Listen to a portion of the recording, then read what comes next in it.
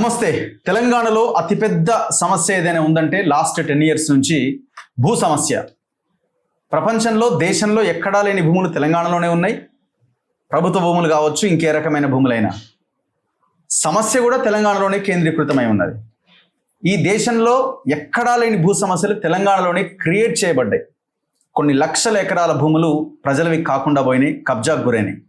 దాదాపు 30 లక్షల సమస్యలు, అంటే 30 లక్షల మంది రైతుల యొక్క సమస్యలు ఉండే అవకాశం ఉందన్నది ఒక అంచనా. మరి దీని నుంచి బయటపడడం ఎట్లా? అల్టిమేట్గా ఎక్కడ స్టార్ట్ అయింది ఈ సమస్య? భూ రికార్డుల ప్రక్షాళన, ధరని తీసుకురావడంతో, ఆ ధరని విదేశీ కంపెనీ చేతిలో పెట్టడంతో ఈ సమస్య స్టార్ట్ అయింది. ఎప్పుడు? పోయిన గవర్నమెంట్, కేసీఆర్ గవర్నమెంట్ హయాంలో. సరే, గవర్నమెంట్ మారే క్రమంలో, మారాలి అన్న క్రమంలో కాంగ్రెస్ ముందుకొచ్చింది. మేము ధరణిని బంగాళాఖాతంలో కలిపేస్తాం అన్న దాంట్లో భాగంగా ఒక కమిషన్ ఏర్పాటు చేశారు. ధరణి కమిటీని ఏర్పాటు చేశారు. ఈ కమిటీ కొంతమంది భాగస్వాములు అయ్యారు. మొత్తానికి భూభారతి పేరుతో ఒక పోర్టల్ వచ్చింది. ఆ పోర్టల్ పైలట్ ప్రాజెక్ట్ కింద ఒక 4 మండలాల్లో పరిశీలిస్తూ ఉన్నారు. ఈ ధరణికి భూభారతికి ఉన్న తేడా ఏంటి? మనం కూడా గ్రౌండ్లో తిరుగుతున్నాం. ఎన్నో రకాల రైతుల సమస్యలు ఉన్నాయి. పేర్లు మార్పిడి కావచ్చు, చేంజెస్ కావచ్చు, ఒకరి పేరు నుంచి ఇంకొకరి పేరు మీదకి ఎక్కడం కావచ్చు, ఎక్స్టెంట్ తగ్గడం కావచ్చు, పెరగడం కావచ్చు, లేదు ఈ కబ్జాదారు కాలాన్ని ఎత్తేయడం ద్వారా ఎక్కడో ఉన్న దొరలంతా వచ్చి మళ్ళీ ఆ భూముల మీద పడి సాగు చేసుకుంటున్న పేద రైతుల దగ్గర ఉన్న భూములు కొల్లగొట్టడం కావచ్చు, సాదా బైనామా అప్లికేషన్లు కావచ్చు, అసైన్డ్ భూముల అమ్మకం కావచ్చు, గవర్నమెంట్ భూములు అమ్మేయడం కావచ్చు, 22A నిషేధిత జాబితాలో ఉన్న భూములు కొల్లగొట్టడం కావచ్చు, ఎంఆర్ఓ, ఆర్డీఓ, కలెక్టర్ల వాళ్ళ పరిధిలో జరిగిన కరప్షన్ కావచ్చు. ఎన్ని రకాల సమస్యలు అంటే అన్ని రకాల సమస్యలు ఉన్నాయి. మరి వీటికి భూభారతి ద్వారా ఒక పరిష్కారం లభించినట్టేనా? మాట్లాడదాం. ఈ టోటల్ భూభారతి ఎపిసోడ్లో ఈ పోర్టల్ తయారీలో కీలక పాత్ర పోషించిన వ్యవసాయ శాఖ కమిషన్ మెంబర్ అండ్ ధరణి కమిటీకి కూడా మెంబర్గా ఉన్న భూమి సునీల్ గారు ప్రస్తుతం నా ముందున్నారు. నమస్తే అండి సునీల్ గారు. యా, సో మొత్తానికి ఒక పరిష్కారం దొరికినట్టుగా భావించాలా? లేదు ఓకే మేము ఒక ప్రయత్నం అయితే చేశాము, ఇక అల్టిమేట్గా గవర్నమెంట్ అధికారంలో ఉన్న పాలకులు డిసైడ్ చేయాలి అని అంటారా? అంటే ఒక ఊపిరి పీల్చుకునే అవకాశం ఉంది అని ప్రజలకు ఏమైనా ఒక స్టేట్మెంట్ రూపంలో మీరు ఇవ్వగలుగుతారా? తప్పుడు ఇప్పుడు సమస్యకి ఏదైతే మూలం ఉందో ఆ మూలానికి మందేసే ప్రక్రియ భూభారతి చట్టం. నేను పోర్టల్ కూడా అనను. ఓకే, పోర్టల్ ఒక టూల్. చట్టం బాగుండాలి, చట్టానికి అనుకూలంగా పోర్టల్ ఉండాలి. పోయినసారి ఏమైందంటే పోర్టల్ బాగలేదు. పోర్టల్ ఏ చట్ట రూపకంగా వచ్చిందో ఆ చట్టంలో బోలెడు లోపాలు ఉన్నాయి. తెలంగాణ రాష్ట్రంలో భూమి ఉన్న ఎవరికైనా సరే ఏ చట్టంతో పెద్దగా అంత పని ఉన్నది, కానీ అందరికీ పనికొచ్చే చట్టం 6వ చట్టం. ఎందుకు అవుతుందంటే మీకు భూమి ఉంది అని చెప్పే కాగితం ఇచ్చే చట్టం. నేను ఇంతకు మునుపు అయితే 100 ఏళ్ళు వెనక్కో 200 ఏళ్ళు వెనకపోతే నాకు భూమి ఉంటే చాలు, ఏ కాగితంతో పని లేదు. తర్వాత ఏంది, నా దగ్గర పన్ను రసీదు ఉంటే ఆ భూమి నాదే. ఎంత బలంగా చెప్పడం, భూమి నీది ఎట్లయితే నా దగ్గర పన్ను రసీదు కట్టినా నా కాగితం ఉందని చెప్పేటోళ్ళం. ఎందుకంటే భూమి పన్ను కడుతున్నానంటే ఆ భూమి నాదే అని క్లెయిమ్ చేసుకోవచ్చు. ఆ తర్వాత పరిణామ క్రమంలో 1936 నుంచి తెలంగాణ రాష్ట్రంలో, అప్పుడు నిజాం పరిపాలనలో, భూమి ఉన్న వాళ్ళకి ఒక హక్కు పత్రాన్ని ఇచ్చే ఒక చట్టం వచ్చింది. ఈ చట్టం ఏమంటదంటే ప్రతి ఊరికి భూమి యజమానుల రికార్డు మేము రాస్తాము, ఈ రికార్డులో ఎవరి పేరు ఉంటే వాళ్ళకు ఒక పుస్తకం ఇస్తామని అప్పటి చట్టం. ROR భూమి హక్కుల రికార్డుల చట్టం, English land record of rights act. ROR act. ROR అంటే రికార్డ్ ఆఫ్ రైట్స్. మీకున్న హక్కులని నేను రికార్డు చేస్తా, నీకు పత్రం ఇస్తా. ఆ భూమి నువ్వు అమ్ముకోవాలనుకున్నా, కుదబెట్టుకోవాలనుకున్నా, దాంట్లో ఇంకేమన్నా మీకు గవర్నమెంట్ బెనిఫిట్ కావాలన్నా ఆ భూమి నీది అని చెప్పడానికి ROR ఒక ఆధారం. అందుకే ఇప్పుడు ROR కింద ఇప్పటిదాకా తెలంగాణలో ఒక 3 ROR రిజిస్టర్లు వచ్చినాయి. 36 చట్టం కింద కొద్ది ప్రాంతంలో అమలు జరిగింది, పెద్ద ఎత్తున ROR తెలంగాణ ప్రాంతంలో అమలు జరిగింది. హైదరాబాద్ రాష్ట్రంగా ఉన్నప్పుడు 1948లో ఒక చట్టం వచ్చింది. దాని కింద ఇప్పటికీ మనం కీలకంగా వాడుతున్న రికార్డు కాసరా పాని, అది ROR రికార్డు. ఆ తర్వాత ఉమ్మడి రాష్ట్రంలో 71 ROR చట్టం కింద 89 నుంచి తయారైన 1B రిజిస్టర్ ఒక ROR. ఈ వీటి కింద ఒక అంతకుముందు తోక పాస్ పుస్తకం అనేవాళ్ళు. ఇప్పుడు మీరు ఊళ్ళలో పోతే కూడా నాకు తోక పుస్తకం ఉంది అంటారు. అది 48 చట్టం కింద ఇచ్చిన బుక్. కొంత 71 తర్వాత కొనసాగింది. 71 చట్టం వచ్చిన 89 నుంచి 2 పుస్తకాలు వచ్చినాయి. ఇప్పుడు ఈ 2 పుస్తకాలు కాస్త తెలంగాణ వచ్చిన ఒక పుస్తకం అయింది. ఈ 1B మాన్యువల్ రికార్డు కాస్త ధరణి రికార్డుగా మారింది. ఈ ధరణి రికార్డుగా మారుతున్నప్పుడు మీరు ఏదైతే ఇంతకుముందు భూ రికార్డుల ప్రక్షాళన అన్నారో, ఈ 1Bలో తప్పులు ఉన్నాయి, ఈ సవరించామని ప్రభుత్వం చెప్పి ఈ సవరించిన రికార్డుని ధరణిగా మార్చింది. అక్కడ పెద్ద పొరపాటు జరిగింది. 40% కంటే ఎక్కువ సవరణ జరగలేదని వాస్తవం ఫీల్డ్ లో. కానీ ప్రభుత్వం చెప్పింది ఏంటంటే 99% రికార్డు మేము సెట్ చేసాం అన్నారు. ఈ తప్పుల తడకగా ఉన్న రికార్డు ధరణికి ఎక్కింది. ధరణి సవరించడానికి అవకాశం లేకుండా చేసింది అప్పటి చట్టం. ఈ 71 చట్టాన్ని తొలగిస్తూ ఏదైతే 2026 చట్టం వచ్చిందో దేశంలో ఏ రాష్ట్రంలో లేనంటే ఒక వింత 6 చట్టం. వింత ఎందుకంటానంటే రికార్డు రాసేది ప్రభుత్వం. ఎందుకు రాసుకుంటున్నారు మీరు? మీ లెక్కల కోసం రాసుకుంటున్నారు. అది మాకు గుర్తింపు పత్రంగా పనికొస్తుంది. మీ రికార్డులో ఉన్నంత మాత్రం నేనే ఓనర్, నువ్వు గ్యారెంటీ ఇవ్వట్లా. గ్యారెంటీ ఇచ్చే చట్టం తేవాలని వేరే చర్చ జరుగుతుంది. ఆర్ఓఆర్లో ఉన్నంత మాత్రాన యజమాని నేనే అని గవర్నమెంట్ గ్యారెంటీ కాదు. ఆర్ఓఆర్ రికార్డు ఫైనల్ రికార్డు కాదు నేను యజమాని ప్రూవ్ చేసుకోవడానికి. అట్లాంటప్పుడు మీరు రాసే లెక్కల పుస్తకంలో తప్పు ఉంటే యజమాని ఎందుకు కోర్టుకు పోవాలి? కోర్టుకు పోమని చెప్పింది ధరణి చట్టం. రెండోది, చాలా తప్పులు సవరించడానికి జిల్లా కలెక్టర్లకి CCLకి అధికారాలు ఇచ్చారు, కానీ అది చట్టంలో లేదు. వీళ్ళు అడ్మినిస్ట్రేటివ్ ఇన్స్ట్రక్షన్ పైన పోతున్నారు.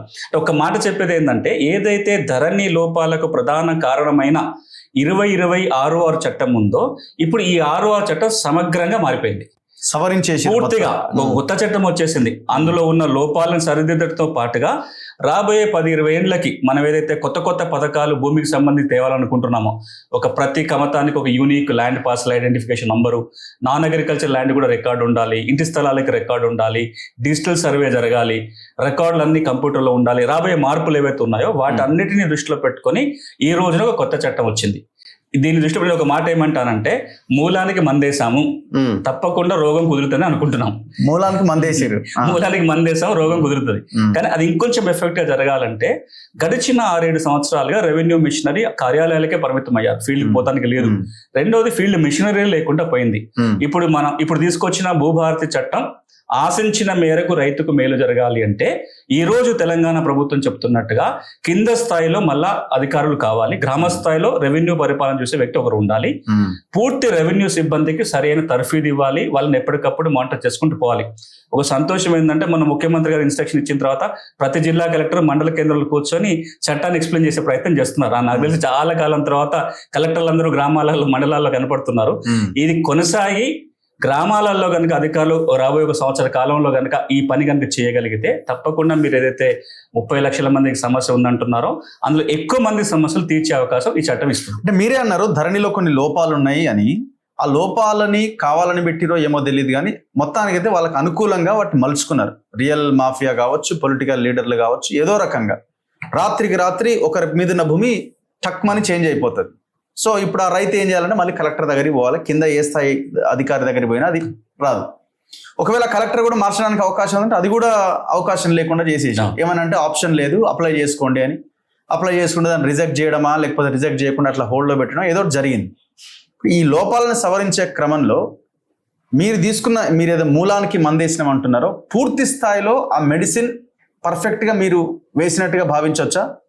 ఇంకా అంటే ఇంకొక 2 టెక్నికల్ గా ఎక్కడ ఏ మిస్టేక్ లేదు, చట్టంలో పకడ్బందీగా ఉంది. కానీ నేను అన్నట్టుగా ఒకటేమో ఇప్పుడు నేను చెప్పిన సిబ్బందిని సంసిద్ధతలు తయారు చేయడం, వాళ్ళకి ట్రైనింగ్, వాళ్ళ మీద మానిటరింగ్ పని చేయించుకోవడం ఒకటైతే, పోర్టల్ పూర్తి స్థాయిలో తయారు కావాలి. ఈ రోజున మీరు భూభారతి పోర్టల్ ఏదైతే ఇప్పుడు చూస్తున్నారో అది కూడా ఉన్న ధరణి పోర్టల్ ని రిపేర్ చేసుకొని స్పీడ్ పెంచుకొని కొత్త మార్పు చేర్పులతో కొనసాగుతున్న పోర్టల్. ప్రభుత్వం తీసుకున్న నిర్ణయం ఏంటంటే కొత్త పోర్టల్ రూపకల్పన ప్రారంభం చేశారు. అది ఇంకొక 6 నెలల నుంచి సంవత్సర కాలంలో పూర్తి కొత్త వెబ్సైట్ రాబోతుంది. అది వస్తే ఏమవుతుందంటే ఇప్పుడు మనం ఏదైతే ధరణి భూభారతిగా మారిన తర్వాత కూడా టెక్నికల్ ఇబ్బందులు ఎదుర్కొంటున్నామో అవి పూర్తిగా పోవాలంటే కొత్త వెబ్సైట్ కావాలి. ఇప్పుడు ఏంది, ఉన్న ఇల్లుని రిపేర్ చేసి కొత్త సంవత్సరం మొదలైంది. కానీ కొత్త ఇల్లు నిర్మాణం చేసుకుంటే తప్ప పూర్తిగా మార్పులు రావు. సో దీనికి 4 పిల్లర్స్, అంటే మనం అనుకున్న మార్పు జరగాలి అంటే ఒక 4 కీలకమైన మార్పులు రావాలి. 1 చట్టం మారాలి, 2 వెబ్సైట్ మారాలి, 3 సిబ్బందిలో మార్పు రావాలి, 4వది చట్టం మీద విస్తృతమైన అవగాహన రావాలి. ప్రజలు తెలుసుకోవాలి పలానా సెక్షన్ ప్రకారం నా సమస్య తీర్చాలి. ఎప్పుడైతే రైతు అడగలుగుతాడో ఎఫెక్టివ్నెస్ పెరుగుతుంది. ఈ రోజు నాకు పలానా సర్వే నెంబర్ మిస్ అయింది, నాకు 4 ఎకరాల పొలంలో ఎకరం తగ్గింది, పలానా సెక్షన్ 4-5 ప్రకారం మీరు సవరించి నాకు పట్టా ఇవ్వాలి అని రైతు అడగగలిగే స్థాయికి మనం తీసుకెళ్లాలి. ఈ రోజున ఏదైతే మండల స్థాయిలో అవన్నీ జరుగుతుందో ఇంకా సరిపోదు, గ్రామాలకు వెళ్ళాలి, చట్టాన్ని ప్రతి రైతు తెలుసుకొని అడగాలి. ఈ 4 గనక మనం ఎఫెక్టివ్ గా చేయగలిగితే మనం ఆశించిన పూర్తి ఫలితాలు వస్తాయి. ఒక్క మాట ఈ రోజు నేను బలంగా చెప్పగలుగుతాను, ఒక పిల్లర్ నిలబెట్టాం, ఒక మంచి చట్టం పెరిగితే ఒక పిల్లర్ నిలబడింది. వెబ్సైట్ తీసుకొచ్చే ప్రయత్నంలో ఇంకొక పిల్లర్ని నిలబెట్టే ప్రయత్నం గట్టిగా జరుగుతుంది. అవగాహన పెంచే ప్రయత్నం కూడా ఇప్పుడు మొదలైంది. మండల స్థాయిలో అవగాహన కార్యక్రమాలు జరుగుతున్నాయి. ఇక 4వది గట్టిగా జరగాలి. అదే రెవెన్యూ, అది చాలా ఇంపార్టెంట్, కీలకమైన పిల్లరు. రెవెన్యూ మెషినరీ స్ట్రెంగ్త్ కావాలి. నా పాయింట్ ఒకటే, భూములు పోయినాయి అని అప్లై చేసుకున్న వాళ్ళు, ఎక్స్టెన్షన్ పెరిగిందనో తగ్గిందనో మా భూమి ఇంకొకరి పేరు మీదకి వెళ్ళిందని అప్లై చేసుకున్న వాళ్ళు కొన్ని లక్షల మంది ఈ తెలంగాణ రాష్ట్రంలో ఉన్నారు. ఇప్పుడు ఈ ఉన్న సమస్యలకి పరిష్కారం ఒకటి. రెండోది, పోయిన భూముల సంగతి ఏంది? ఇప్పుడు మీరు చట్టం తయారు చేసే దాంట్లో, ప్రభుత్వం అనుకుంటున్న దాంట్లో జరిగిందేదో జరిగిపోయింది, ఇక ముందు ఇంకా దీన్ని ఇంకా మరింత దారుణంగా ఉండకుండా, ఇంకా కబ్జాలు కాకుండా కాపాడుతామని చెప్తున్నారా? లేదు పోయిన దాన్ని కూడా రికవరీ చేయాలన్న ఆలోచన ఏమన్నా ఈ చట్టానికి కానీ, ఈ పోర్టల్కి కానీ, లేకపోతే మీరు అంటున్న గవర్నమెంట్ ఆలోచన కానీ ఉన్నదా? చట్ట ఉద్దేశం కేవలం రాబోయే సమస్యలు కాదు, ఇప్పుడున్న సమస్యలు కూడా పరిష్కారం చేయాలి. ఇందులో 3 కీలక అంశాలు ఉన్నాయి మీరు అడిగిన దానికి, చట్టంలో పరిష్కార మార్గాలు. మొట్టమొదటిది, ఈ రోజున నాకు భూమి ఉంది, నా భూమి ధరణికి ఎక్కలేదు, అట్లా ఒక 18 లక్షల ఎకరాలు ఉంటుందని అంచనా. పార్ట్ బి, ఎట్లా? నాకు భూమి ఉన్నది, దున్నుకుంటున్నా, పాత పుస్తకాలు ఉన్నాయి నా దగ్గర, కానీ ధరణికి ఎక్కలేదు, కొత్త బుక్ రాలేదు. 18 లక్షల ఎకరాలు ఉంటుంది ఒక అంచనా. మీకు మేము చేసిన ఎగ్జాంపుల్, యాచారం మండలంలో ఒక పైలట్ చేసాం ఈ చట్టం రాకముందు సమస్యలు అర్థం చేసుకోవడానికి. 10 గ్రామాలలో మేము భూ న్యాయ శిబిరాలను నిర్వహించినాం. అంటే లీవ్ సంస్థ ఒకటి నడుపుతున్నాం, రైతులకి చట్టాల మీద ఉచిత సాయం చేయడం కోసం. మా సొంత రిసోర్సెస్ తోటి legal empowerment and assistance for farmer society పేరుతోటి దేశంలోనే మొట్టమొదటిసారిగా రైతుకు చట్టంతో ఏ అవసరం వచ్చినా సహాయం చేయడానికి ఎన్జిఓ పనిచేస్తుంది. మీకు గుర్తుంటుంది, హైకోర్టు వారితో కలిసి బొమ్మేర గ్రామంలో దేశంలోని మొట్టమొదటి అగ్రి లీగల్ ఎయిడ్ క్లినిక్ పెట్టాం. బొమ్మేర గ్రామంలో, తర్వాత 100 గ్రామాలకు స్ప్రెడ్ అయింది. ఆ కార్యక్రమంలో భాగంగా యాచారంలో 10 గ్రామాలలో మేము భూన్యాయ శిబిరాలు పెట్టి సమస్య ఉన్న వాళ్ళు మా దగ్గర రండి, మేము వివరాలు తీసుకొని ప్రభుత్వానికి చెప్తాము, పరిష్కారానికి ప్రయత్నం చేస్తే 10 గ్రామాలలో 2100 భూమి సమస్యలు వచ్చినాయి. అప్పటికి ధరణిలో ఎన్ని పెండింగ్ ఉన్నాయి చూస్తే 600 సమస్యలు ధరణిలో పెండింగ్ చూపిస్తున్నాయి. ఆ 10 గ్రామాలలో మాకు వచ్చినాయి 2100, కానీ మేము ఎన్జిఓగా పోతేనే 2100 వచ్చినాయి. ప్రభుత్వ అధికారి కూర్చుంటే అక్కడ ఇంకా డబుల్ అయితే. ఇందులో మాకు వచ్చిన 2100 కూడా 350 మంది రైతులకి పాత చట్టం కింద 2 పుస్తకాలు ఉన్నాయి. పట్టాదారు పాస్ పుస్తకం, భూమి ఉంది, కానీ ధరణికి ఎక్కలేదు. ఎందుకు ఎక్కలేదంటే పార్ట్ బిలో పెట్టారు. ఏముంది పార్ట్ బి? 23 రకాల కారణాలతోటి భూములు పార్ట్ బిలో పెట్టారు. ఆధార్ నెంబర్ లేదని, ఆధార్ నెంబర్ తప్పు ఉందని, ఎక్స్టెంట్ మిస్ మ్యాచ్లు ఉన్నాయని, రకరకాల కారణాలతో పెట్టారు. ఇప్పుడు ఈ చట్టం ఏమంటుందంటే, ఎవరైనా సరే భూమి మీద హక్కులుండి, భూమి అనుభవంలో ఉండి రికార్డుకి ఎక్కకపోతే సెక్షన్ 4 సబ్సెక్షన్ 6 ప్రకారము ఇప్పుడు రికార్డుకి ఎక్కించుకోవచ్చు, బుక్ తెచ్చుకోవచ్చు. ఇది చాలా కీలకం. అంటే తెలంగాణ రైతాంగాన్ని అందరికీ పొజిషన్ లో ఉండి, లో ఉండి అన్ని రకాలుగా లీగల్ ఎలాంటి ఇబ్బంది లేకపోతే ఇప్పుడు ఎక్కించుకోవచ్చు. దానికి అధికారాలు జిల్లా కలెక్టర్ కి, తర్వాత ఆర్డీఓకి. 5 లక్షల రూపాయల విలువ ఉన్న వరకైతే ఆర్డీఓకి, అంతకంటే మించి అయితే కలెక్టర్ కి. రాష్ట్ర స్థాయికి రావాల్సిన పని లేదు, సిసిఎల్ దాకా రావాల్సిన పని లేదు. అక్కడ పరిష్కారం అవుతుంది. ఇది నంబర్ 1. ఈ సెక్షన్ నెంబర్ కూడా ఎందుకు చెప్తున్నా, రేపు రైతులు అడగలగాలి. భూభారతి చట్టంలో సెక్షన్ 4 సబ్సెక్షన్ 6 ప్రకారము నాకు భూమి ఉంటే మీరు రికార్డుకి ఎక్కించాలి, నాకు పట్టా ఇవ్వాలి అని అడగొచ్చు. ఇక రెండోది, నాది రికార్డుకి ఎక్కింది కానీ తప్పులు ఉన్నాయి, మీరు చెప్పినవన్నీ. సర్వే నెంబర్ మిస్ అయింది, విస్తీర్ణం తగ్గింది, పట్టా భూమి ప్రభుత్వ భూమి అని పడింది, ఇట్లా రకరకాల చిక్కులన్నీ కూడా 33 రకాల మాడ్యూళ్లలో ఈ రోజున ధరణిలో దరఖాస్తు పెట్టుకోవాల్సిన అవసరం ఏర్పడింది. ఈ భూభారతి చట్టం ఏమంటుందంటే, సెక్షన్ 4 సబ్సెక్షన్ 5 ప్రకారం, 4-5 ప్రకారము మీరు కనుక ఆన్లైన్ లో దరఖాస్తు పెట్టుకుంటే ఆర్డీఓ గానీ కలెక్టర్ గానీ దాన్ని పరిష్కారం చేసి మీకు ఆర్డర్ ఇస్తారు, మీ రికార్డు సవరిస్తారు. మీరు కోర్టుకు పోండి, ఇలా తప్పుపడింది కాబట్టి మేమేం చేయాలని చేతులు ఎత్తేస్తాం, మీరు సివిల్ కోర్టుకు పోవాల్సిందే అని చెప్పడానికి లేదు. రెవెన్యూ అధికారులు రికార్డులో తప్పు జరిగితే వాళ్ళే పరిష్కారం చేయాలి, విచారణ చేయాలి, పరిష్కారం చేయాలి, ఉత్తర్వుల కాపీ మీ చేతిలో పెట్టాలి. ఇదన్నింటికి మూలమైంది పాత 1948, 71 ఈ చట్టాలకు ఆధారంగా బేస్ చేసుకొని ఇప్పుడు కలెక్టర్ ఆర్డీఓ నిర్ణయం చేస్తారు. పాత రికార్డుని పరిశీలించవచ్చు. అంటే సేత్వార దగ్గర నుంచి మొదలు పెట్టి తర్వాత కాసరా కావచ్చు, చేసాల కావచ్చు, పాత పాని కావచ్చు, 1B కావచ్చు, పాత పాస్ పుస్తకం కావచ్చు, వీటన్నిటిని ఆధారంగా చేసుకొని తప్పు జరిగితే సరిదిద్దొచ్చు, రికార్డుకి ఎక్కకపోతే ఎక్కించవచ్చు. ఇప్పుడు అవతలి వాడు అనుభవిస్తున్న వాడు ఒకవేళ కోర్టుకి వెళ్తే పరిస్థితి. ఇప్పుడు అనుభవంలో ఇది ఇంపార్టెంట్, అనుభవంలో మనం ఉండాలి. ఎవరైతే నాకు రికార్డుకి ఎక్కలేదు అంటున్నాడో, రికార్డులో తప్పు జరిగిందని చెప్తున్నారో ఆ భూమి వాళ్ళ అనుభవంలో ఉండాలి. అనుభవంలో లేకపోతే ఆ భూమిని తిరిగి అనుభవం తెచ్చే అధికారం రెవెన్యూ అధికారికి ఎప్పుడు ఉండదు. రికవరీ ఆఫ్ పొజిషన్ అంటాం, అది సివిల్ కోర్టు పోవాల్సిందే. ఇప్పుడు మనం మాట్లాడుతుంది దేనికి?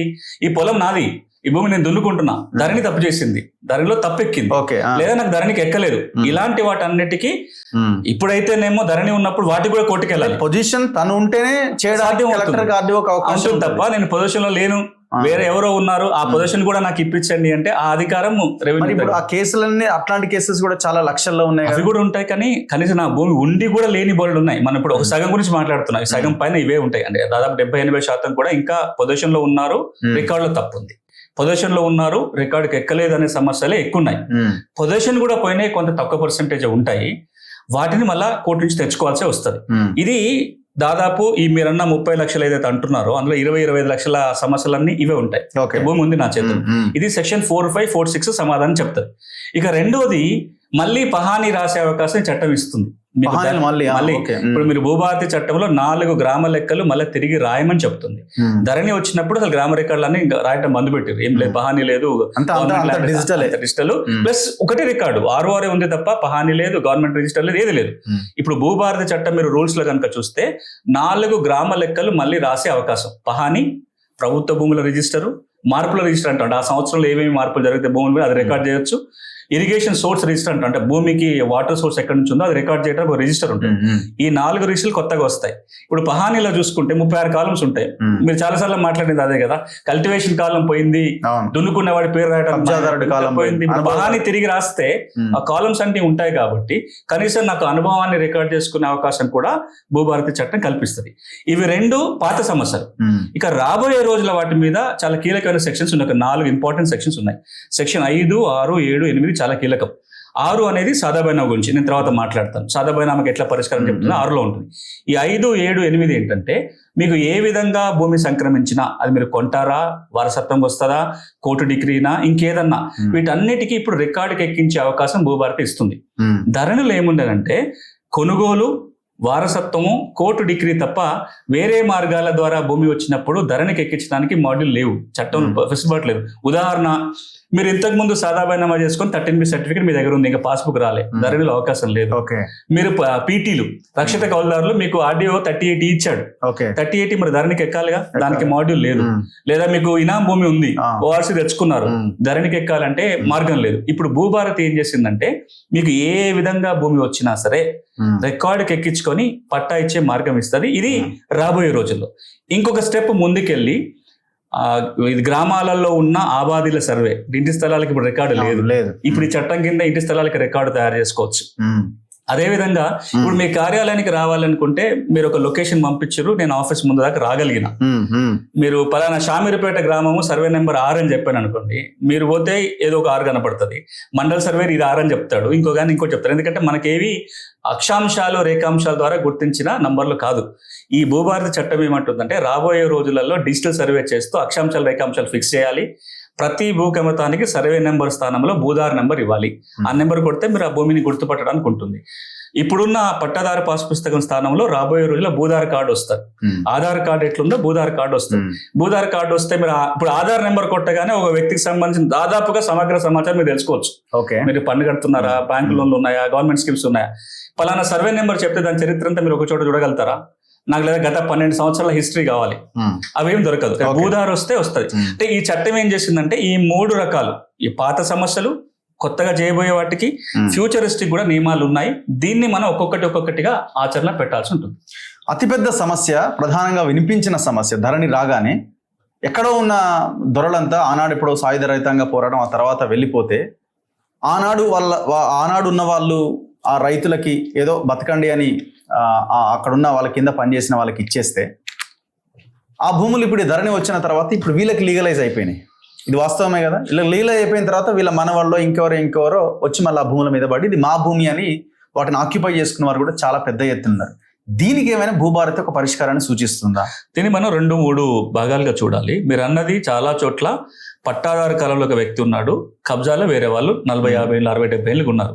ఎట్లా కబ్జాకు వచ్చారంటే మీరన్న సాయుధ పోరాటం ఫలితం కావచ్చు, లేకపోతే ఇతరత్ర ఉద్యమాల వల్ల కావచ్చు, లేదా వాళ్ళు తక్కువ ధరకు అమ్మేసుకొని పోవటం కావచ్చు, లేదా వాళ్ళు వదిలేసి వెళ్ళిపోతే వీళ్ళు దున్నుకోవటం కావచ్చు. కారణం ఏదైనా అసలు యజమాని లేడు, వేరే వ్యక్తులు ఎప్పుడో దశాబ్దాలుగా దున్నుకుంటున్నారు. ధరణి వచ్చినప్పుడు ఏమైపోయింది అంటే ఎవరైతే పట్టాకాలంలో ఉన్నారో వాళ్ళకే పాస్ పుస్తకాలు వచ్చినాయి, వాళ్ళు ధరణికి ఎక్కారు.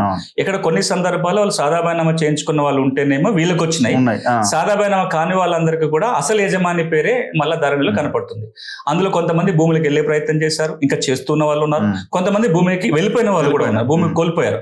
ఇప్పుడు భూభారతి ఏమంటుందంటే మీరు కనుక ఇంకా భూమిలో ఉన్నట్లయితే ఇప్పుడు రికార్డు సవరించుకునే ఒక అవకాశం ఏర్పడుతుంది. లేదా మీరు భూమిలో ఉన్నారు, ఇప్పటికే సాదాబైనామా దరఖాస్తు కనుక పెట్టి ఉంటే దాన్ని ఇప్పుడు పరిష్కారం చేసి పట్టాలు ఇచ్చే అవకాశం ఉంటుంది.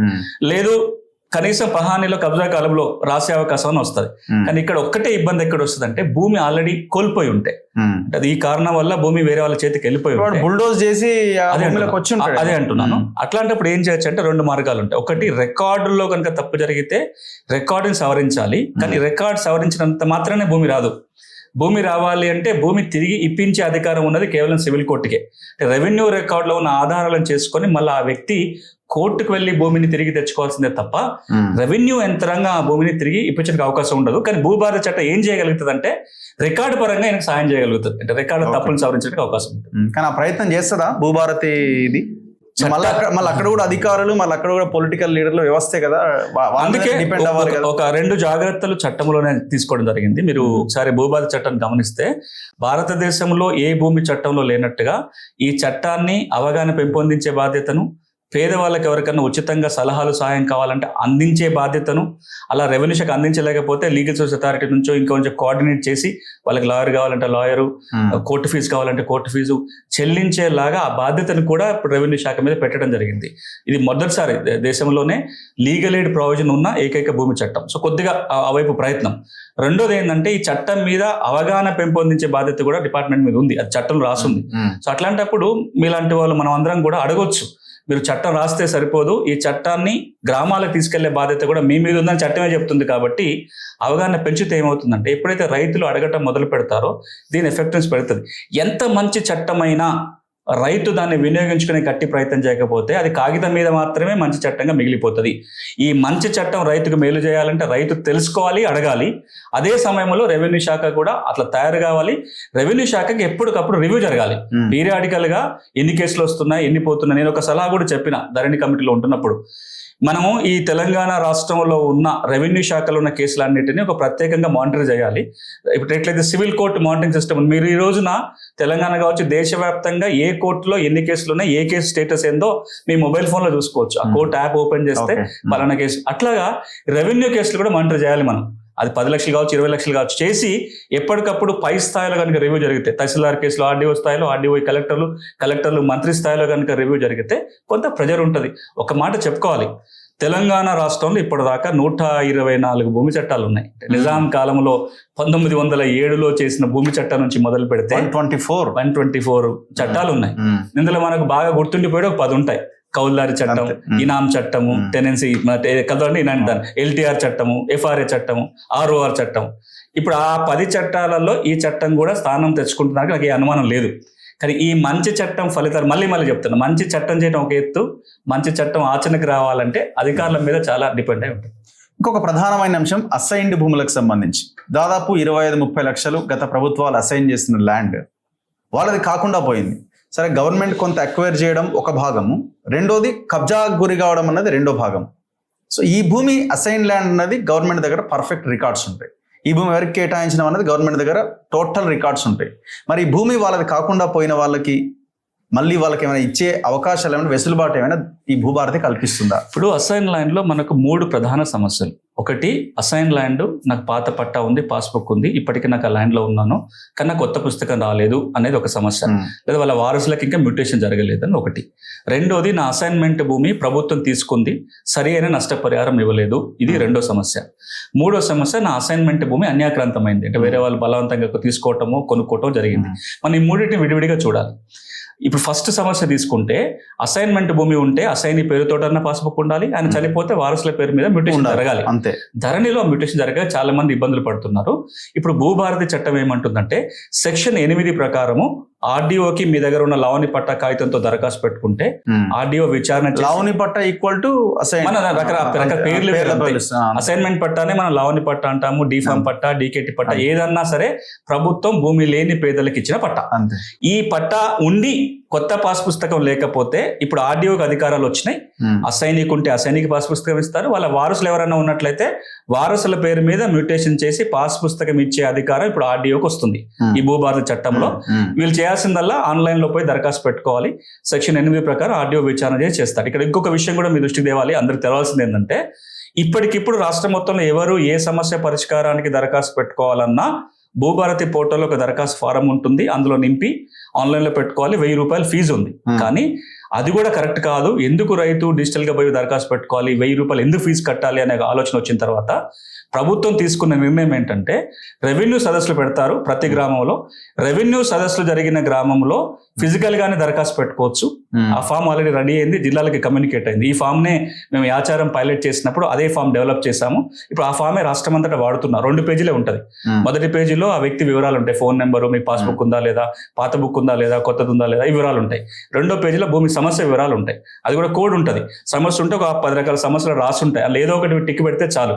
ఈ ఫామ్ కనుక మీరు సబ్మిట్ చేస్తే ఫీజు ఏది కట్టకుండా రెవెన్యూ సదస్సులు కూడా పరిష్కారం అయిపోతుంది. సో ఈ అసైన్మెంట్ ఎవరైనా వారసులు కానీ అసైన్ కానీ పట్టా రాకపోతే ఇట్లా పట్టా తెచ్చుకోవచ్చు. ఇక రెండోది ప్రభుత్వం తీసుకుంది. భూసేకరణలో 1% భూములు పోయినాయి, అసైన్మెంట్ భూములు పోయినాయి. 2013 చట్టం వచ్చిన తర్వాత భూసేకరణ చట్టం ఏమంటుందంటే మీరు అసైనీ భూములు తీసుకున్నా సరే పట్టా భూమికి ఎంత నష్టపరిహారం ఇస్తారో అంత ఇవ్వాల్సిందే. కానీ చాలా చోట్ల ఏమైందంటే రాలేదు, తక్కువ ఇచ్చారు. చాలా చోట్ల అసైన్మెంట్ చట్టం కింద తీసుకోవాలి, మన ల్యాండ్ ఎక్విజిషన్ చట్టం కింద అసైన్ భూములు తీసుకోలే. పట్టా భూములు అయితేనేమో భూసేకరణ చట్టం కింద తీసుకున్నారు, అసైన్మెంట్ భూములేమో జీవో జారీ చేసుకుని తీసుకున్నారు. దీని మీద గౌరవ హైకోర్టు 2-3 తీర్పులు వచ్చినాయి. ఏమన్నదంటే మీరు అసైన్మెంట్ భూములని భూసేకరణ చట్టం కింద తీసుకున్నారా, జీవో కింద తీసుకున్నారా, మరొక ఏ విధంగా మీరు భూమిని తీసుకున్నా సరే పట్టా భూములకు ఎంతైతే నష్టపరిహారం ఇస్తారో అంత ఇవ్వాలి అంది. అట్లా లేని వాళ్ళు అడగొచ్చు. అది ఈ భూభారతి చట్ట పరిధి కాదు, భూసేకరణ కింద చూడాలి. ఇక మూడోది వేరే వాళ్ళు కొనుక్కున్నారు. అందులో 2 రకాల ఉన్నారు. భూమి లేని పేదవాళ్ళు కొనుక్కున్న లావణి పట్టాలు ఉన్నాయి, పెద్దోళ్ళు కొనుక్కోవడం కూడా ఉన్నాయి. భూమి లేని పేదవాళ్ళు కనుక లావణి భూమి కొంటే కట్ ఆఫ్ డేటు 2017 డిసెంబర్ 31 లోపున లావణి భూమిని ఎవరైనా 5 ఎకరాల లోపు ఉన్న పేద కుటుంబం వాళ్ళు కొనుక్కుంటే వాళ్ళకి రెగ్యులరైజ్ చేయొచ్చు. కలెక్టర్ ఉంది అధికారం ఇప్పటికే. అది పిఓటి చట్టం కింద. ఏ చట్టం కింద? పిఓటి. మన తెలంగాణలో Telangana prohibition of Telangana assign land prohibition of transfer act 1977 పేరుతోటి 1977 నుంచి ఒక చట్టం ఉంది. దాన్నే మనం అసైన్మెంట్ భూముల బదలాయింపు నిషేధ చట్టం అంటాం. దానికి 2007లో రాజశేఖర రెడ్డి ముఖ్యమంత్రి ఉన్నప్పుడు ఒక సవరణ వచ్చింది. 2017లో తెలంగాణలో ఒక సవరణ వచ్చింది పాత గవర్నమెంట్ ఉన్నప్పుడు. ఆ సవరణ సారాంశం ఏంటంటే ఎవరైనా ల్యాండ్లెస్ పూర్ అసైన్ ల్యాండ్ కొనుక్కుంటే వాళ్ళకే రెగ్యులరైజ్ చేయాలని పవర్ ఎవరికి ఇచ్చారు? జిల్లా కలెక్టర్కి ఇచ్చారు. దురదృష్టం ఏంటంటే చాలా చోట్ల రెగ్యులరైజ్ కావట్లే, కొన్ని జిల్లాలో బాగా జరిగింది. దాని పేరుతో కూడా లొసుగులు జరిగినాయి కదా, ఉండొచ్చు. కానీ ఎవరికైనా వాళ్ళ బినామీ పేరుతోని దాన్ని బదలాయించేస్తారు. భూమి లేని జాగ్రత్త తీసుకోవాలి. అంటే అది ఉంటది. ఇప్పుడు ఏ మంచి చేయకపోతే దాని ఫ్లిప్ సైడ్ ఉంటది. ఇది ఎందుకు తీసుకొచ్చారంటే పేదోడికి అన్యాయం జరగొద్దు. ఒక పేదోడి నుంచి భూమి లాక్కొని మళ్ళీ ఇంకో పేదోడికి ఇవ్వటం ఏంటి? కొన్నోడు పేదోడైతే వాని పేరు మీద రెగ్యులేట్ చేయాలని ఒకటి ఉంది. ఇక రెండో అంశం ఉంది. ఇప్పుడు తెలంగాణ అంతా పెద్ద ఎత్తున చర్చ జరిగేది ఏంటంటే అసైన్మెంట్ భూములకి పట్టా హక్కులు కావాలి అని. పట్టా భూముల మీద ఎట్లాంటి పూర్తి హక్కులు ఉంటాయో అసైన్మెంట్ భూముల మీద కూడా ఏ షరతులు లేకుండా పూర్తి పట్టా హక్కులు చేయాలని పెద్ద ఎత్తున డిమాండ్ వస్తుంది. ఈ మధ్యలో చాలా సంఘటనలు జరుగుతున్నాయి. పక్కనున్న ఆంధ్రప్రదేశ్ రాష్ట్రం పోయిన సంవత్సరం అదే చేసింది. అసైన్మెంట్ భూములకి పూర్తి పట్టా హక్కులు ఇచ్చారు. అంటే పట్టా ఇచ్చి 20 ఏళ్ల తర్వాత అసైన్మెంట్ భూములు కూడా పట్టా భూములుగా మారిపోతాయి. మద్రాసు, చెన్నై, మన తమిళనాడు రాష్ట్రంలో 15 ఏళ్ళు, కర్ణాటక కూడా 15 ఏళ్ల తర్వాత పూర్తి పట్టా హక్కులు వస్తాయి. తెలంగాణలో కూడా అలానే చెయ్యాలి అని ఒక డిమాండ్ వస్తుంది. కాంగ్రెస్ మేనిఫెస్టోలో కూడా పెట్టారు, మేము అసైన్మెంట్ భూములకి పట్టా హక్కులు ఇస్తాం. ఇప్పుడు చర్చ జరుగుతుంది. దానికి 2 కోణాలు ఉన్నాయి. ఒకటేమో అసైన్మెంట్ భూములను అమ్ముకునే హక్కు లేకపోతే ఇంట్లో మెడికల్ ఎమర్జెన్సీకో ఇంట్లో మ్యారేజ్కో చేయాలంటే కూడా పట్టా భూమి 50 లక్షలకు పోతుంది. అసైన్ ల్యాండ్ అమ్ముకోవాలంటే ఇల్లీగల్ గా అమ్మాలి కాబట్టి 5 లక్షలు 10 లక్షలు అంటే రావట్లేదు. ఒక పక్కన ఇది కరెక్ట్ కాదు, పూర్తి హక్కులు ఇవ్వాలనే వాదన ఒక పక్కన, రెండో పక్కన వాదన ఏంటంటే ఇట్లా కనుక హక్కులు కల్పిస్తే అన్ని పెద్దోళ్ళ చేతికే భూమి పోతుంది, అసలు అసైన్ ల్యాండ్ అంతా 60-70% ఉన్నది దళితుల SC/STల చేతిలోనే భూమి ఉంది, ఎంత ఎకరం 2 ఎకరాల భూమే కదా, మీరు కనుక ఇది అమ్ముకుని హక్కిస్తే ముందు పోయేటని వాళ్ళ భూములే కదా, కాబట్టి అట్లాంటి ఇవ్వద్దు అని ఒక వాదన నడుస్తుంది. మొత్తానికి ఇప్పటికైతే ప్రభుత్వం ఏ నిర్ణయం తీసుకోలే. ఒకవేళ అట్లాంటి నిర్ణయం తీసుకున్నా అది భూభారతి చట్ట పరిధి కాదు, POT చట్టాన్ని మార్చాల్సి వస్తుంది. అండ్ ఇంకొకటి ప్రధానమైన అంశము, మేము గ్రౌండ్లో తిరుగుతున్నప్పుడు మాకు కనిపిస్తున్న అంశం, అగ్రికల్చర్ ల్యాండ్ ఉంటుంది, దాన్ని నాలా కన్వర్షన్ చేస్తారు, రియల్ ఎస్టేట్ దాని కింద మార్చేస్తారు. సో మళ్ళీ ఆ లేఅవుట్ చేసిన తర్వాత కొంతమంది ఎంటర్ అయిపోయి ఆ భూమి వాళ్ళ పేరు మీద ఉంటుంది కాబట్టి పాత వాళ్ళు మళ్ళీ ఆ లేఅవుట్ని తీసేసి మళ్ళీ అగ్రికల్చర్ ల్యాండ్ కింద మార్చేసి దానికి రైతు బంధం తీసుకొని రకరకాలుగా చేశారు. అట్లాంటి కేసెస్ మేము కొన్ని పదుల సంఖ్యలో చూసినాం ఓన్లీ ఇన్ హైదరాబాద్. హైత్నగర్, అబ్దుల్లాపూర్ మెట్టు, గోపన్పల్లిలో ఒక 300 ఎకరాల భూమి సేమ్ అదే సిచ్యువేషన్. 300 ఎకరాలు ఫస్ట్ ప్లాటింగ్ అవుతుంది, పేదలు కొంటారు, వాళ్ళు చిన్న చిన్న కుటుంబాలు కొంటాయి. దాని తర్వాత ఒక సినిమా ఫ్యామిలీ ఎంటర్ అవుతుంది, 300 ఎకరాలకి బ్లూ షీట్లు వేసేస్తారు. లేఅవుట్ కింద మనం ధరణిలో చెక్ చేస్తే మా పేదల పేర్లు కనిపిస్తాయి, అగ్రికల్చర్ కింద చెక్ చేసి ఈ బిజినెస్ ఈ సినిమా వాళ్ళ పేర్ల మీద కనిపిస్తాయి. ఎట్లా దీన్ని మార్చడానికి ఏం అవకాశం లేదు? దీంట్లో అసలు మీరు సమస్యకి మూలం ఏంటంటే అగ్రికల్చర్ ల్యాండ్కి వేరే రికార్డు, నాన్ అగ్రికల్చర్ ల్యాండ్కి ఇంకొక వేరే రికార్డు ఉంటుంది. అగ్రికల్చర్ రికార్డ్ అయితేనో రెవెన్యూ డిపార్ట్మెంట్ మెయింటైన్ చేస్తుంది, నాన్ అగ్రికల్చర్ రికార్డ్ అయితే లోకల్ బాడీ చేతిలో ఉంటుంది. ఇప్పటిదాకా నాన్ అగ్రికల్చర్ ల్యాండ్కి ROR లేదు, అంటే రికార్డ్ ఆఫ్ రైట్స్ నాన్ అగ్రికల్చర్కి లేదు. భూభారతి చట్టం ఏమంటుందంటే రాబోయే రోజులలో నాన్ అగ్రికల్చర్కి కూడా ROR ఉండాలి, ఇంటి స్థలాలకి నాన్ అగ్రికల్చర్. అప్పుడు ఏమవుతుంది, తెలంగాణలో మొత్తం భూమి ఒకటే వేదిక మీదకి వస్తుంది. అయితే ఇటు అగ్రికల్చర్ ఉంటుంది, లేదా అదే పక్కన నాన్ అగ్రికల్చర్ ఉంటుంది. ఈ ఓవర్లాప్ ఉండే అవకాశం లేదు. అది జరిగేంత వరకు ఈ రిపిటేషన్స్ ఉంటాయి. కానీ ఇప్పుడు వెంటనే ఏం చేయొచ్చు అంటే ఒక భూమి నాన్ అగ్రికల్చర్ గా మారగానే అగ్రికల్చర్ రికార్డు డిలీట్ కావాలి. ఇప్పుడు సమస్య కావాలి, అగ్రికల్చర్ కనపడొద్దు కదా. ఇదే భూమి అటు ఇంట్ల స్థలాలుగా పంచాయతీ, మున్సిపల్ కార్పొరేషన్ రికార్డులో కనపడుతుంది. అదే భూమి రెవెన్యూ డిపార్ట్మెంట్ రికార్డులలో అగ్రికల్చర్ ల్యాండ్ గా కనపడుతుంటది. ఎప్పుడైతే ఇది డిలీట్ అవుతుందో ఆ సమస్య లేకుండా పోతుంది. అందుకే ఇది పోవాలి ఇప్పటికిప్పుడు అంటే ప్రభుత్వం ఒక పని చేయాలి, ప్రజలు ఒక పని చేయాలి. ప్రభుత్వం ఏం చేయాలంటే ఎక్కడెక్కడ నాలాగా మారిందో దాన్ని అంతా కూడా ఇప్పుడు ROR నుంచి తొలగించాలి. అగ్రికల్చర్ అదొక పెద్ద భూభారతిలో లేదా? భూభారత్ ఏమంటుందంటే ఒక స్పెషల్ డ్రైవ్ నిర్వహించి రికార్డుని సంపూర్ణంగా ప్రక్షాళన చేయాలని భూభారతిలో పెట్టడం జరిగింది. అదేవిధంగా వెంటనే సర్వే చేసి కొత్త ROR తయారు చేయాలని కూడా భూభారతిలో నియమం ఉంది. నాన్ అగ్రికల్చర్ కి సెపరేట్ ROR చేయాలని నియమం కూడా ఉంది. మీరు సెక్షన్ పెట్టి దాన్ని యాడ్ చేయలేకపోయినారా? ఉన్నాయి, దాంట్లో ఉంది. మీరు చెప్పిన 3 ఉన్నాయి. నేను ఇప్పుడు అనేది ఆచరించాలి కదా, ఇప్పుడు అమల్లోకి రావాలి. ఇది వచ్చే ముందు ఇప్పటికిప్పుడు చేయగలిగేది ఏంటంటే, ఇప్పుడు ఈ ఆచరణకు రావాలంటే 6 నెలలు పట్టొచ్చు, సంవత్సరం పట్టొచ్చు. కానీ ఇప్పటికిప్పుడు ఆ సమస్య పరిష్కారం కావాలి అంటే ఎవరైతే ఇంటి స్థలాల కింద భూములు కొన్న వాళ్ళు ఉన్నారు కదా, ఈ భూభారతి రికార్డు నుంచి తొలగించమని అప్లికేషన్ పెట్టాలి. ఇది నాన్ అగ్రికల్చర్ ల్యాండ్ తొలగించమని పెట్టాలి. కనీసం ఫ్యూచరిస్టిక్ గా ఉంటది. వాళ్ళు భూభారతిలో అప్లై చేయాలి. అంటే నాన్ అగ్రికల్చర్ గా మారింది కాబట్టి డిలీట్ చేయండి. కానీ సమస్య ఎక్కడ వస్తుందంటే వీళ్ళ చేతిలో ఆ భూమి ఉండిపోయి ఉంటే ఇబ్బంది లేదు. ఈ పార్టీకి భూమి పొజిషన్ కూడా పోయి ఉంది అనుకోండి, పోయింది కదా, పోనీ ఉన్నాయి, 2 ఉన్నాయి. పోనీ ఉంటేనేమో కొంత ఇప్పుడు మేలు జరుగుతుంది. ఒకవేళ ఆల్రెడీ పోయి ఉంటే కూడా ముందు ఇక్కడ రికార్డుని సవరించుకుంటే ఏమైతుంది, వాళ్ళకున్న ఒక ఆధారం పోతుంది. అగ్రికల్చర్ రికార్డులో తప్పు జరిగిన వాళ్ళ పేర్లు ఉన్న రికార్డు ఇక్కడ నుంచి పోతుంది. అప్పుడు కోర్టులో కొట్లాడినా కొంత ఎవిడెన్స్ వీళ్ళకి అనుకూలంగా వచ్చే అవకాశం ఉంటుంది. మనం ఒక ఆలోచన ఏం చేయాలంటే ఏ రికార్డు అయినా ఒక ఆధారం.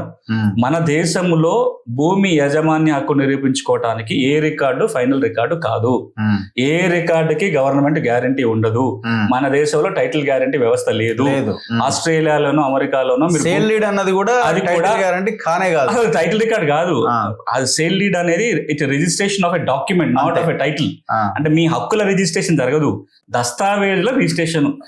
మీకు నాకు మధ్యలో ఒక ట్రాన్సాక్షన్ జరిగిందని చెప్తారు తప్ప హక్కులు బదలాయింపుకి అదేం గ్యారంటీ లేదు. ఇప్పుడు ఆస్ట్రేలియా, అమెరికా దేశంలో ఏమవుతుంది, మీరు పోయి భూమి కొన్నారనుకో, అన్ని వెరిఫై చేస్తారు, మీ పేరు ఒక రిజిస్టర్ ఎంటర్ చేస్తారు, మీకు సర్టిఫికేట్ ఇస్తారు. ఆ రికార్డు ఫైనల్, మీ సర్టిఫికేట్ ఫైనల్. రేపు పొద్దున నేను వచ్చి లేదు ఆ భూమి నాదే అనుకో, మీరు చెప్పొచ్చు ఇది నా సర్టిఫికేట్ ఉంది నాదే అని.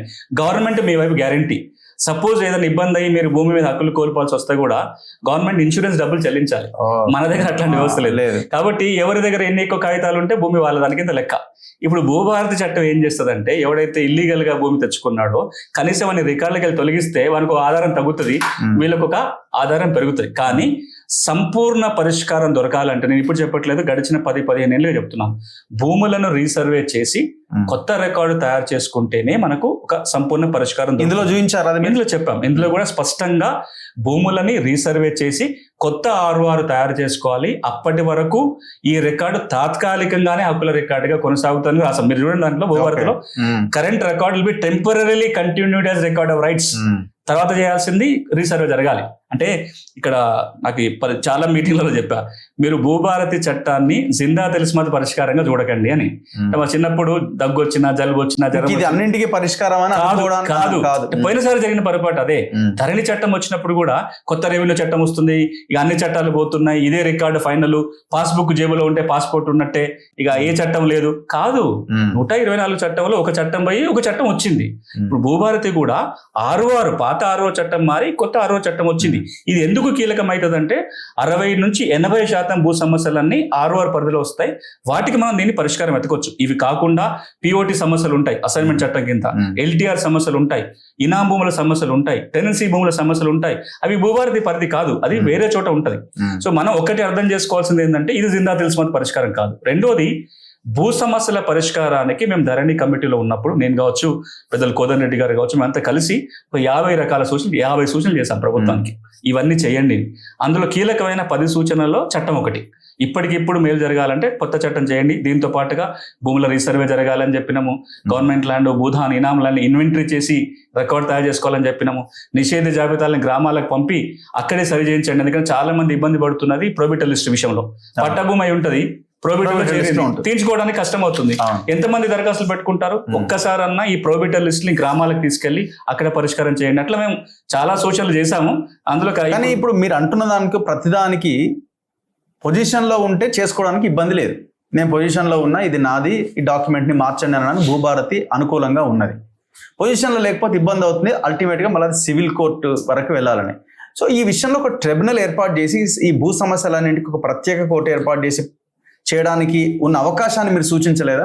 రెండు చెప్పండి. వీళ్ళు అంటున్నారు RDO, కలెక్టరు, ఆ పైన ట్రిబ్యునల్ అంటున్నారు. మన ట్రిబ్యునల్ ఏర్పాటు విషయంలో ఎక్కడ ఇది లేనట్టున్నారు. 2 అంశాలు చెప్తాను. ఒకటి, మొదటి అంశం ఏంటంటే పట్టా భూములు అయితేనేమో పొజిషన్ లేకపోతే తిరిగి ఇప్పించే అధికారం రెవెన్యూకి ఉండదు. ఒకవేళ అది భూదాన్ ల్యాండో, లవణ్య భూములు అయితే కనుక పొజిషన్ తిరిగి ఇప్పించే అధికారం కూడా రెవెన్యూ వాళ్ళకు ఉంటుంది. పొజిషన్ లేకపోయినా హక్కుదారు ఉన్నట్టయితే కనుక పొజిషన్ కూడా తిరిగి రికవర్ చేసి ఇచ్చే అధికారం ఉంటుంది. ఇక మీరు అన్న ట్రిబ్యునల్ విషయానికి వస్తే, చాలా కాలం నుంచి దేశవ్యాప్తంగా మాట్లాడుతున్న మాట ఏంటంటే బీహార్ ఒక మంచి మోడల్ ల్యాండ్ ట్రిబ్యునల్ విషయానికి వచ్చినట్లయితే. మన్మోహన్ సింగ్ గారు ప్రధానమంత్రిగా ఉన్నప్పుడు బీహార్లో ఈ ట్రిబ్యునల్ వ్యవస్థ బాగా పనిచేస్తుంది అని చెప్పి అన్ని రాష్ట్రాలకు ఉత్తరం రాశారు, మీరు ల్యాండ్ ట్రిబ్యునల్ ఏర్పాటు చేయండి, కేంద్రం నుంచి డబ్బులు ఇస్తాం. ఏం జరుగుతుంది బీహార్లో అంటే, జిల్లా స్థాయిలో ఒక ట్రిబ్యునల్, రాష్ట్ర స్థాయిలో ఒక ట్రిబ్యునల్ పెట్టారు. Only for land, only land కోసమే. కింద ఏ రెవెన్యూ అధికారి ఎట్లాంటి తీర్పులు ఇచ్చినా, ఏ చట్టం కింద తీర్పులు ఇచ్చినా అంతిమంగా ల్యాండ్ ట్రిబ్యునల్కి వస్తాయి.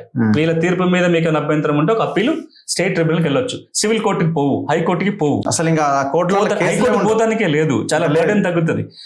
నేను కూడా చాలా సార్లు బీహార్కి పోయి వచ్చిన, ఆ చట్టాలను తయారు చేసిన అధికారితో మాట్లాడినా, ఇప్పుడు ఆయన కేంద్రంలో ఉన్నారు. ఆ అనుభవాన్ని దృష్టిలో పెట్టుకుని తెలంగాణలో కూడా ఎన్నోసార్లు చెప్పింది ఏంటంటే, మన దగ్గర 124 భూమి చట్టాలు ఉన్నాయి. ఒక్కొక్క చట్టం కింద ఒక్కొక్క అధికారి ఉన్నాడు అప్పీల్ అధికారిగా. ఇప్పుడు POT చట్టం ఉంది, తహసీల్దార్ చర్య తీసుకోవాలి, దాని అప్పీల్ RDOకి, సెకండ్ అప్పీల్ జాయింట్ కలెక్టర్కి. ఇనాం చట్టంలో JCకి అధికారం ఉంది. అట్లా ఒక్కొక్క చట్టంలో వేరు అధికారులకు అప్పీల్ అధికారులు ఉన్నాయి.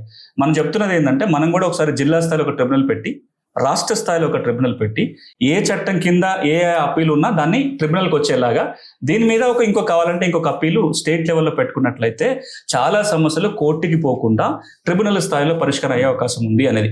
అందుకే ఈ ROR చట్టంలో ముందు ట్రిబ్యునల్ ప్రస్తావన ఉంది, చట్టంలో కూడా పెట్టారు, జిల్లా స్థాయిలో భూమి ట్రిబ్యునల్ పెట్టాలి అని చెప్పి. ఇప్పటికి ప్రభుత్వం ఏం చెప్తుందంటే, కేసు లోడ్ని బట్టి ప్రతి ఉమ్మడి జిల్లాకు ఒక ట్రిబ్యునల్ పెట్టడమా, చిన్న జిల్లాకు ఒకటి పెట్టడమా అనేది ఆలోచన చేస్తాము. రాబోయే 4 నుంచి 6 నెలల కాలంలో ట్రిబ్యునల్ ఏర్పాటు చేస్తామని ప్రభుత్వం ప్రకటించింది. అది రావాలి. దాంతో పాటుగా అది కేవలం ROR సమస్యలు మాత్రమే కాకుండా ఇతర భూమి చట్టాలలో ఉన్న అంశాలు కూడా ఆ ట్రిబ్యునల్కి అప్పీల్ పోయేటట్టుగా, ఆ ట్రిబ్యునల్ కొంత విశేష అధికారులు వచ్చేలాగా చేయగలిగితే చాలా సమస్యలు మీరు అన్నట్టుగా సివిల్ కోర్టుకు పోకుండా సత్వరం ట్రిబ్యునల్ ద్వారా పరిష్కారం చేసుకునే అవకాశం ఉంటుంది. సో ఇప్పటికైతే కలెక్టరే సుప్రీం అంటే ఇప్పుడు పై స్థాయి అధికారి ఇప్పుడున్న మీరు ROR ఏమంటుందంటే పాత భూమి సమస్యలు ఉన్నాయనుకోండి, ఇప్పటిదాకా మన 20-30 లక్షలు పెండింగ్ ఇష్యూస్ ఏవైతే ఉన్నాయో అది ఆర్డీఓను కలెక్టర్ పరిష్కారం చేస్తాడు. ఆర్డీఓ పరిష్కారం చేసే వాటి మీద కలెక్టర్ అప్పీల్ పోవచ్చు, కలెక్టర్ పరిష్కారం చేసే వాటి మీద ల్యాండ్ ట్రిబ్యునల్ కి పోవచ్చు. Land tribunal CCLA land tribunal అవుతారు. ఇది ఏర్పాటు అయ్యేంత వరకు CCLA ల్యాండ్ ట్రిబ్యునల్ అవుతారు. జరగబోయే మ్యూటేషన్స్ ఏవైతే ఉంటాయో ఆ తహసీల్దార్ మ్యూటేషన్ చేస్తే ఆర్డీఓకి అప్పీలు, రెండో అప్పీల్ కలెక్టర్.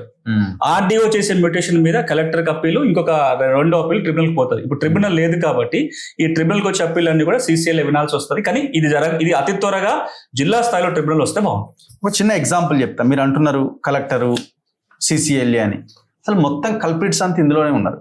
సరే మీరు అంగీకరిస్తారో మీకు తెలుసు కూడా, ఈ కల్ప్రిట్స్ మొత్తం ఇందులో. మొన్న గంధమూడ దగ్గర ఒక 9 ఎకరాల 24 గుంటల భూమి ఒక ప్రైవేట్ వ్యక్తుల పేర్ల మీద రాసిచ్చేసినారు.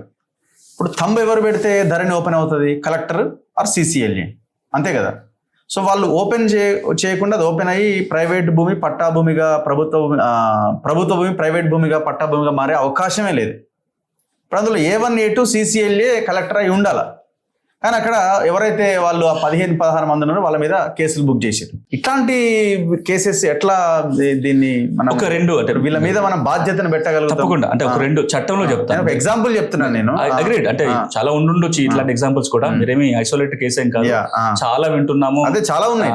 అసైన్ ల్యాండ్ పట్టాగా మారిందని, ఫారెస్ట్ ల్యాండ్ కూడా పట్టాగా మారింది, రకరకాల ఎగ్జాంపుల్స్. ఇవన్నీ కూడా ఇంకా ఇవి గవర్నమెంట్ ల్యాండ్స్ 22A జాబితాలో ఉన్నవి రాత్రికి రాత్రి పట్టా భూములుగా మారిపోతుంది. దీనికంటే ఒక 3 పరిష్కార మార్గాలు, 2 చట్టంలో ఉన్నాయి చెప్తాను నేను. నంబర్ 1, ధరణిలో మీరు ఏ ఉత్తర్వులు ఇవ్వాల్సిన పనులు ఏ మార్పు చేయడానికి తంబు పెడితే చాలు, అంతే. ఆర్డర్ అవసరం లేదు. జస్ట్ ఇట్లా టక మార్చేస్తే అయిపోతుంది. మీకు అలా ఆర్డర్ ఎక్కడ కనపడదు కూడా. మీరు సపోజ్ ఏ కాగితాల ఆధారంగా మీరు మార్చారని చూడాలన్నా ఆ కాగితాలు కూడా కనపడవు, అప్లోడ్ చేసిన కాగితాలు. కానీ భూభారత్ ఏమంటుందంటే మీరు ఏ మార్పు చేసినా విచారణ, స్పీకింగ్ ఆర్డర్ కాపీ వెబ్సైట్ లో కనపడాలి, ఒక కాపీ సంబంధిత వ్యక్తికి వెళ్ళాలి. ఇందులో ఏది లేకపోయినా మనం క్వశ్చన్ చేయొచ్చు. ఉత్తర్వు ఉంది కాబట్టి భయం ఉంటది. ఒక ప్రభుత్వ భూమిని పట్టా భూమిగా మార్చాలంటే ఒక భయం ఉంటది. ఆర్డర్ ఏ ఆర్డర్ తో అయితే అధికారి చేస్తున్నాడు ఆర్డర్ కాపీ ఉండాలి. ఆర్డర్ లేదు అంటే తప్పు జరిగినట్టే. నువ్వు మంచి చేసినా తప్పు జరిగినట్టు, ఆర్డర్ లేకపోతే. ఇది ఒక జాగ్రత్త. రెండో జాగ్రత్త ఏంటంటే ఇందులో భూభారత్లో సెక్షన్ 16 ప్రకారము ఎవరైనా భూదాన భూమిని కానీ, వక్ఫ్ కానీ, ఎండోన్మెంట్ కానీ, ఫారెస్ట్ కానీ, గవర్నమెంట్ ల్యాండ్ కానీ తప్పుడు పద్ధతిలో పట్టాలు చేయించుకుంటే ప్రపంచంలో ఏ పౌరుడైనా భూభారతి పోర్టల్ ద్వారా కంప్లైంట్ రైజ్ చేయొచ్చు. దానికి రివిజన్ అధికారాలు ఉన్నాయి. CCLAకి రివిజన్ అధికారాలు ఉంటాయి. CCLA తనంతట తాను కానీ ఎవరైనా కంప్లైంట్ చేస్తే విచారణ చేసి తప్పు జరిగిందని నిర్ధారణ అయితే రికార్డు సరి చేయాలి, పోయిన భూమిని రికవరీ చేయాలి. ఆ పవర్ దీంట్లో ఉంది. మీరు నేను కూడా కంప్లైంట్ చేసుకోవచ్చు దానిపైన. ఇక మూడోది ఏంటంటే ఇలా క్రిమినల్ ప్రావిజన్స్ కూడా ఉన్నాయి. ఎవరైనా రెవెన్యూ అధికారి తప్పుడు పద్ధతులను ఫ్రాడులెంట్గా కానీ మిస్చీఫ్ ప్లే చేసి రికార్డులు మార్చినా, తప్పుడు ఉత్తర్వులు ఇచ్చినా, లేదా ఇట్లాంటి చర్యలు చేసుకుంటే కనుక క్రిమినల్ యాక్షన్ తీసుకోవచ్చు, ఉద్యోగాలకు తొలగించవచ్చు, రికార్డు సరి చేయొచ్చు, భూమిని తిరిగి తెచ్చుకోవడానికి భూభారతిలో సెక్షన్ 19, సెక్షన్ 20 ప్రకారం అవకాశాలు ఉన్నాయి. అంటే అన్ని రకాల సేఫ్టీ మెకానిజం ఉన్నాయి. ఇప్పుడు ఉండాల్సింది ఏంటంటే సివిల్ సొసైటీ ప్రెజర్ పెరగాలి. ఈ నియమాలను వాడుకుంటూ ఎప్పుడైతే క్వశ్చన్ చేయడం మొదలు పెడతామో తగ్గుతాయి. ఇప్పుడు మనం వ్యక్తులను దృష్టిలో పెట్టుకొని చట్టాలు చేయలేము. ఒకసారి మంచి వ్యక్తి ఉండొచ్చు, ఇంకో వ్యక్తి ఉండొచ్చు. కానీ మనం తీసుకునే జాగ్రత్త అంటే చట్టంలో ప్రయోజనం ఉందా లేదా, దాన్ని వాడుకొని అమలు ఎట్లా చేస్తున్నారు గవర్నమెంట్ వాళ్ళ సివిల్ సొసైటీ. నా దృష్టిలో భూమి చట్టం అమలు రెవెన్యూ యంత్రాంగం మీద ఎంత ఆధారపడి ఉంటుందో ప్రజలు, రైతులు, సివిల్ సొసైటీ మీద అంతే ఆధారపడి ఉంటుంది. ఈ రెండు ఈక్వల్ 50-50%. మనం ఏ చట్టాన్ని అయితే ఎక్కువగా అడుగుతామో అది అమలు, ప్రెజర్ పెరుగుతుంది. అందుకే మనందరం చేయాల్సిన ఒక పని ఏంటంటే చట్టాన్ని విస్తృతంగా కిందికి తీసుకెళ్లటం. ఉత్త చట్టం అని చెప్పడం కాదు, చట్టం వాడుకోగలిగే శక్తి మనం ఇవ్వాలి. అంటే పలానా సెక్షన్ ఏది ఉంది, పలానా సెక్షన్ ఏది ఉంది, దీని ప్రకారం ఇట్లా పెట్టుకోవాలి. పలానా భూభారతి చట్టం ఉంది, నా సమస్య తీర్చమని అడగటం కాదు. మీకు ఒక ఎగ్జాంపుల్ చెప్తాను. చట్టం తెలిసి ఎంత పవర్ఫుల్గా ఉంది అనడానికి. ఓ పెద్ద వ్యక్తి పలు దఫాలుగా ఢిల్లీకి పాదయాత్ర చేసిన వ్యక్తి భూమి హక్కుల కోసం అని ఒక ఎగ్జాంపుల్ చెప్తుంది నాకు. బీహార్లో జరిగిన సంఘటన. ఒక పేద మహిళ తనకు భూమి సమస్య ఉంది, ఆయన దగ్గరికి వెళ్ళింది. సమస్య ఏందో చెప్పుకుంటూ నేను ఎన్నిసార్లు తహసీల్ కార్యాలయానికి పోయినా నువ్వు కొద్దిసేపు కాగానే ఏదో ఇంగ్లీష్లో చెప్తున్నా, నాకు అర్థం కావట్లేదు, బయట బొమ్మంటున్నట్లుంది, నాకు బయటకు వచ్చేస్తున్నాను, మీరు చేయండి సార్ అడిగింది. అడిగితే పెద్ద మనిషి ఆ సమస్య ఏందో అడగలేదు, ఎవరికి చెప్పలేదు, ఏం చేయకుండా, అమ్మ నేను ఒక పని చెప్తా, ఒక 2 ఇంగ్లీష్ మాటలు నేర్పిస్తా, నువ్వు పోయి తహసీల్దార్కి అదే చెప్పు, నీ సమస్య తీరుతుంది అన్నాడు. పాప ఆమెకు చదివే రాదు, ఇంగ్లీష్ నేర్చుకొని చాలా టైం పట్టి, వారం 10 రోజులు పట్టింది. 2 సెంటెన్స్లు నేర్చుకుంది. తహసీల్ కార్యాలయానికి మళ్ళీ పోయింది. తహసీల్దార్లు ఎప్పటిలాగానే కొంత విన్నాక ఆయన ఇంగ్లీష్లో ఏమంటున్నారంటే, I can't do anything, get lost from my room అంటున్నాడు. ఈ అమ్మాయి లేడీ ఒక్కసారి నిలబడి ఆలోచించి వెంటనే ధైర్యం తెచ్చుకొని I will not leave your room until you answer my question అంది. అంతే. అసలు దానికి షాక్ వచ్చి ఏమి ఇంగ్లీష్ లో మాట్లాడతాను, అట్లాగా తల్లి నీకు కావాలంటే ఈ సమస్య ఉంది, ఈ కాగితాలు ఉంటే నేను చేయగలుగుతా, ఈ కాగితాలు ఇక్కడ దొరుకుతాయని ఒక సమాధానం చెప్పి పంపాడు. ఎంత తేడా చూడండి. అదే గనక నాకు పలానా చట్టంలోని పలానా సెక్షన్ ప్రకారం ఇన్ని రోజులలో నువ్వు చేసి పెట్టాలనే ఒత్తిడి ఒకరు అడిగితే, అదే ఆ ఊళ్ళో ఉన్న 10 మంది రైతులు మాకు ఈ సమస్య ఉంది పరిష్కారం చేయమని 10 మంది అడగలిగితే, దాన్ని ఒక 10 మీడియాలో రాగలిగితే, సివిల్ సొసైటీ క్వశ్చన్ చేయగలిగితే, ఈ ప్రెషర్ పెంచితే ఈ చట్టం బ్రహ్మాండమైన టూల్ అవుతుంది. ఇది మంచి వెపన్ తయారై ఉంది భూభారతి. ఎవరు ఎట్లా వాడుకుంటారో దాన్ని బట్టి దీన్ని సక్సెస్ ఆధారం. ఇంకొక జరుగుతున్న దారుణాలు ఏంటంటే, ఇప్పుడు ఒక సర్వే నెంబర్ ఉంటుంది, 272 అనే ఒక సర్వే నెంబర్ ఉంటుంది. ఆ 272 సర్వే నెంబర్ పెడితే అక్కడ రిజిస్ట్రేషన్ కాదు, ఎందుకంటే అది గవర్నమెంట్ ల్యాండ్. దానికి ఏం చేస్తున్నారు, బై పీ అని యాడ్ చేస్తున్నారు. అసలు ఆ బై పీ ఉందా అని ఆ మూలాల్లోకి వెళ్ళి ఆ డాక్యుమెంట్ తీస్తే అసలు ఆ బై పీ లేదు, బై 1 లేదు, ఏముండదు. బట్ ఆ రిజిస్ట్రేషన్ కోసం పార్ట్ అని పెడుతున్నారు, 272 పార్ట్ సంథింగ్. అట్లా రిజిస్ట్రేషన్ చేసుకొని గవర్నమెంట్ ల్యాండ్స్ కొట్టేస్తున్నారు. మరి దీనికి ఏమైనా చట్టంలో ఉంది అని అమలు చేయలేదు, కానీ సర్వే నంబర్లు ఫ్రీజ్ అయి ఉండాలి. అది బై నంబర్ లేసి అధికారమే రెవెన్యూ లేదు కదా, ఉండదు, నోషనల్ నంబర్స్ అవి. ఎప్పుడైతే మనము భూభారతిలో ఉన్న రికార్డులో ఉన్న సర్వే నెంబర్లు ఎక్స్టెండ్ ఫ్రీజ్ చేసేస్తాం, అసలు ఆ సమస్య రాదు. ఇప్పుడు అది చేయగలగాలి. ఇప్పుడు ఎక్స్టెండ్ కూడా పెంచారు కొన్ని దాంట్లో. ఇప్పుడు లక్షల ఎకరాలు పెరిగింది. మొన్న మీరు చూస్తే కూడా అధికారిక లెక్కల ప్రకారం 2-3 లక్షల ఎకరాలు రికార్డు కంటే ఉన్న భూమి కంటే రికార్డులో అదనంగా ఉంది. 2-3 లక్షల ఎకరాలు. ఇప్పుడు అంత అంటున్నాం. మీరు 2017లో భూరికాల ప్రక్షాళన ప్రారంభమైనప్పుడు నాకు వచ్చిన నెంబర్లు అయితే షాక్ అయ్యాను. ఒక ఆయన 10 లక్షల ఎకరాలు అన్నాడు, ఒక 20 లక్షల ఎకరాలు పెరిగింది అన్నాడు. అంటే ఉన్న భూమి కంటే పాస్ పుస్తకాలు ఇచ్చుకుంటూ పోయారు. నిజంగా అంత పెరిగింది. మీకు జ్ఞాపకుండాలి, రఘువీరారెడ్డి గారు రెవెన్యూ మంత్రి ఉన్నప్పుడు ఒక 3 రెవెన్యూ డివిజన్ లో దొంగ పాస్ పుస్తకాలు ఎన్ని ఉన్నాయని సర్వే చేయించాడు. అంటే 1B లో ఎంత ల్యాండ్ ఉంది, 1B లో లేని పాస్ పుస్తకాలు ఎన్ని ఉన్నాయని ఒక 3 డివిజన్స్, ఉమ్మడి వరంగల్ జిల్లాలో మహబూబాద్ డివిజన్, మహబూబ్ నగర్ జిల్లాలో నాకు తెలిసి మహబూబ్ నగర్ డివిజన్ చేశారు, అనంతపురం ఒక డివిజన్ చేస్తే 6,000 దొరికినాయి 1 మంత్ సర్వేలో. అంటే రికార్డులో పెరుగుతూ వచ్చింది. ఇవి తగ్గించే ప్రయత్నం 2017లో జరిగింది.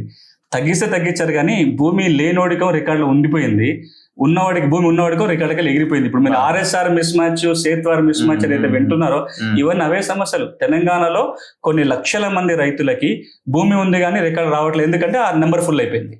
అంటే ఎవడో భూమి లేనోడు కూడా రికార్డులో కొనసాగుతున్నాడు. ఆయన పేరు తీస్తే తప్ప ఈయన పేరు ఎక్కడానికి అవకాశం లేదు, ఇప్పటిదాకా అధికారం లేదు. ఇవన్నీ ఎట్లా? ఇప్పుడు భూభారతిలో ఏమవుతుంది అంటే, ఎవరికైతే భూమి లేకుండా రికార్డులో ఉన్నారో ఆయన పేరు తొలగించి అసలు భూమి ఉన్న పేరు ఎక్కించే అధికారం అయితే చట్టంలో వస్తుంది. ఇప్పుడు మీరు మొన్న రైతు భరోసా విషయంలో కూడా కొంతమందికి, ఇప్పుడు సిరిసిల్లలో అదే జరిగింది కదా, కొంతమంది అసలు ఓన్లీ పాస్బుక్ ఉంటుంది, ల్యాండ్ ఫిజికల్ గా ఉండదు, రైతు బంధు తీసుకుంటారు వాళ్ళు, కొంతమంది సరెండర్ చేశారు. అవును, ఇప్పుడు అవన్నిటికీ ఈ సెక్షన్ లో పరిష్కారం ఉంటుంది. కనీసం ఇప్పుడు రాబోయే రెవెన్యూ సదస్సులు ఏవైతే ఉన్నాయో ఆగస్టు 15 వరకు రాష్ట్ర వ్యాప్తంగా అన్ని రెవెన్యూ గ్రామాల్లో రెవెన్యూ సదస్సులు జరిగినప్పుడు చాలా వరకు ఇది రెవెన్యూ స్థాయిలో సరి చేయొచ్చు. అంటే ఇప్పటిదాకా మాకు అధికారం లేదు, సరి చేయలేమని అన్నారు, ఇప్పుడు అధికారం ఉంది, సరి చేయాలి.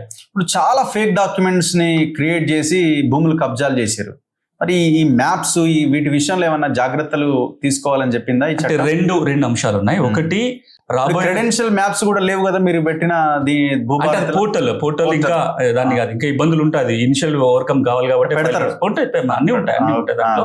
పోర్టల్ ఇబ్బందులు అధిగమించే ప్రయత్నం చేస్తుంది. పోర్టల్ చూసే టీం వేరే ఉంది, అది ఎన్ఐసికి అప్పచెప్పారు, ప్రభుత్వ సంస్థ చేస్తున్నారు. మీరు అడిగిన పటాల విషయానికి వచ్చినట్లయితే, ఒకటి, రాబోయే రోజులు రీసర్వే జరగాలని చెప్తుంది ప్రభుత్వం. 150 గ్రామాలలో పైలట్ సర్వే మొదలు కాబోతుంది. రెండోది, భూభారతి చట్టం కూడా ఏమంటుందంటే ఇంక్రిమెంటల్ సర్వే చేయమని అడుగుతున్నాం. అంటే ఎప్పుడెప్పుడు భూమి మీద లావాదేవీ జరిగితే లైసెన్స్ సర్వే ముందు పటం తయారు చేస్తాడు, అది మనకు రికార్డులో వచ్చేస్తుంది. తర్వాత ఎవరన్నా ఇప్పుడు పాస్బుక్ రైతు కూడా ఇప్పటికి పోయి నాకు లైసెన్స్ సర్వేతో భూమి కొలిపించుకుంటే దాన్ని మండల్ సర్వే వెరిఫై చేసి మీ పాస్బుక్ లో కూడా పటం వస్తుంది, వెంటనే వస్తుంది. దానివల్ల ఏమవుతుందంటే ఒక 5 ఏళ్లకు 10 ఏళ్లకన్నా సరే తెలంగాణలో సగం పైన భూములకి కొత్త పటాలు తయారైతాయి. దీని మీద మరి కొంత సమస్య రావచ్చు కదా, నేను ఫీల్డ్ లో ఒక నెంబర్ లో ఉంటా, నా పాస్బుక్ ఇంకో నెంబర్ చెప్తుంది, మరి గొడవలు వస్తాయి కదా అంటే దానికి ఒక మార్గం ఏం చెప్పినామంటే, మీరు ఈ నెంబర్ల జంజాటం పక్కన పెట్టి ఫిజికల్ గా ల్యాండ్ ఎక్కడ ఉంది దాన్ని లాంగిట్యూడ్ లాటిట్యూడ్ ఫిక్స్ చేయండి, దానికి కొత్త నెంబర్ ఇద్దాం, అదే భూధార్ నెంబర్. అంటే ఓవర్ పీరియడ్ ఆఫ్ టైమ్ లో సర్వే నెంబర్ల స్థానంలో గ్రామంలో ప్రతి కమతానికి ఒక కొత్త నెంబర్ తయారు వస్తుంది. ఆ కొత్త నెంబర్ కి జియో కోఆర్డినేట్స్ ఉంటాయి కాబట్టి మీరు అది ఫిక్స్ చేయడానికి ఉంటుంది. ఓవర్ పీరియడ్ ఆఫ్ టైమ్ పూర్తిగా కొత్త రికార్డు తయారైతుంది. ప్రతి పాస్బుక్, ప్రతి మ్యాప్ ఇది సాధ్యమంటారా? అంటే ఇది వాలంటరీ, ఇది మనం ఇంపోజ్ చేయట్లేదు. ఇప్పుడు ఏమవుతుంది, రాబోయే రోజుల్లో ఎప్పుడైతే 6,000 మందో 10,000 మందో మనకు లైసెన్స్ సర్వేలు కావాలి, ప్రాసెస్ మొదలైంది. ప్రతి మండలానికి 5-6 లైసెన్స్ సర్వేలు వస్తారు. మన రిజిస్ట్రేషన్ పోయినప్పుడు, మ్యూటేషన్ పోయినప్పుడు, లైసెన్స్ సర్వే దగ్గర పోతే వాడు వచ్చి ఒక పటన్ తయారు చేస్తారు. దాన్ని మన అప్లికేషన్ ఫామ్ తో పెట్టుకుంటాము, దరఖాస్తు పెడితే ఇంతవరకు అవుతుంది. ఇప్పుడు ఏదైతే 64 లక్షల మంది పట్టదారులు ఉన్నారో వాళ్ళు కూడా తమ పాస్బుక్ లో గనక పట్టం కావాలి అనుకుంటే వాళ్ళు కూడా లైసెన్స్ సర్వేతో సర్వే చేయించుకోవచ్చు. ఇవేవి కంపల్సరీ కాదు, ఆప్షన్ ఉంది కాబట్టి ఒక పీరియడ్ ఆఫ్ టైం జరుగుతూ వస్తుంది. అట్లా మనకు కొంతకాలం గడిచిపోయిన తర్వాత సెట్ రేట్ అయితే మీకు ఇది బెస్ట్ ఎగ్జాంపుల్ పక్కనున్న కర్ణాటక 16 సంవత్సరాలు అదే పని చేస్తుంది, ఒక మంచి ఎగ్జాంపుల్ అది. ఇప్పుడు ఈ ఎంఆర్ఓ బాధ్యతలు ఏంటి? ఇప్పుడు గతంలో ఈ నాలా కన్వర్షన్ విషయంలో ఎంఆర్ఓలే నిర్ణయాలు తీసేసుకున్నారు. అంటే అది ఆ చట్టం వేరు, నాలా చట్టం కింద ఒకప్పుడు ఆర్డీఓ కొన్ని అధికారాలు. మీకు భూభారతి దీనికి ఇప్పుడు మనం ఆ నాలా కన్వర్షన్ అంతా కూడా నాలా చట్టం కింద ఉంటది. ఆ చట్టం ఇంతకు మునుపు అధికారాలు ఆర్డీఓకి ఉండేటివి, ఆ ప్రభుత్వం ఏమో అధికారాలు తహసీల్దార్కి ఇచ్చింది. ఇప్పుడు మళ్ళీ గవర్నమెంట్ ఆ మీద ఇంకేం నిర్ణయం తీసుకోలేదు నాలా మీద. కానీ భూభారతి విషయానికి వస్తే తహసీల్దార్కి ఒక 3 అంశాల మీద అధికారాలు ఉన్నాయి. ఒకటి, భూమి అమ్మకాలు కొనుగోలు జరిగినప్పుడు, వారసత్వంగా జరిగినప్పుడు మ్యూటేషన్ చేసే అధికారం తహసీల్దార్కి ఇచ్చారు. పాస్ పుస్తకాలు జారీ చేసే అధికారం తహసీల్దార్కే. రాబోయే రోజుల్లో భూధార కార్డు జారీ చేసే అధికారం కూడా తహసీల్దార్కి ఉంటుంది. ఇక సాదా బైనామాల క్రమబద్ధీకరణ, అదే విధంగా ఇంకా ఇతర మార్గాల ద్వారా భూమి వచ్చినప్పుడు రికార్డుకి ఎక్కించే బాధ్యత ఆర్డీఓలకు ఉంటుంది. అంటే ఇప్పుడు తహసీల్దారు కొన్ని అంశాల మీద రికార్డింగ్ అథారిటీ, కొన్ని అంశాల మీద ఆర్డీఓ రికార్డింగ్ అథారిటీ. ఇరిగేషన్ అధికారుల పాత్ర ఏమన్నా మీరు డిసైడ్ చేశారా? ఎందుకంటే ఈ చెరువులు కబ్జాకు గురవుతున్నాయి అన్నది పెద్ద చర్చ కదా, హైడ్రా అందుకే తెచ్చినది ఇదంతా.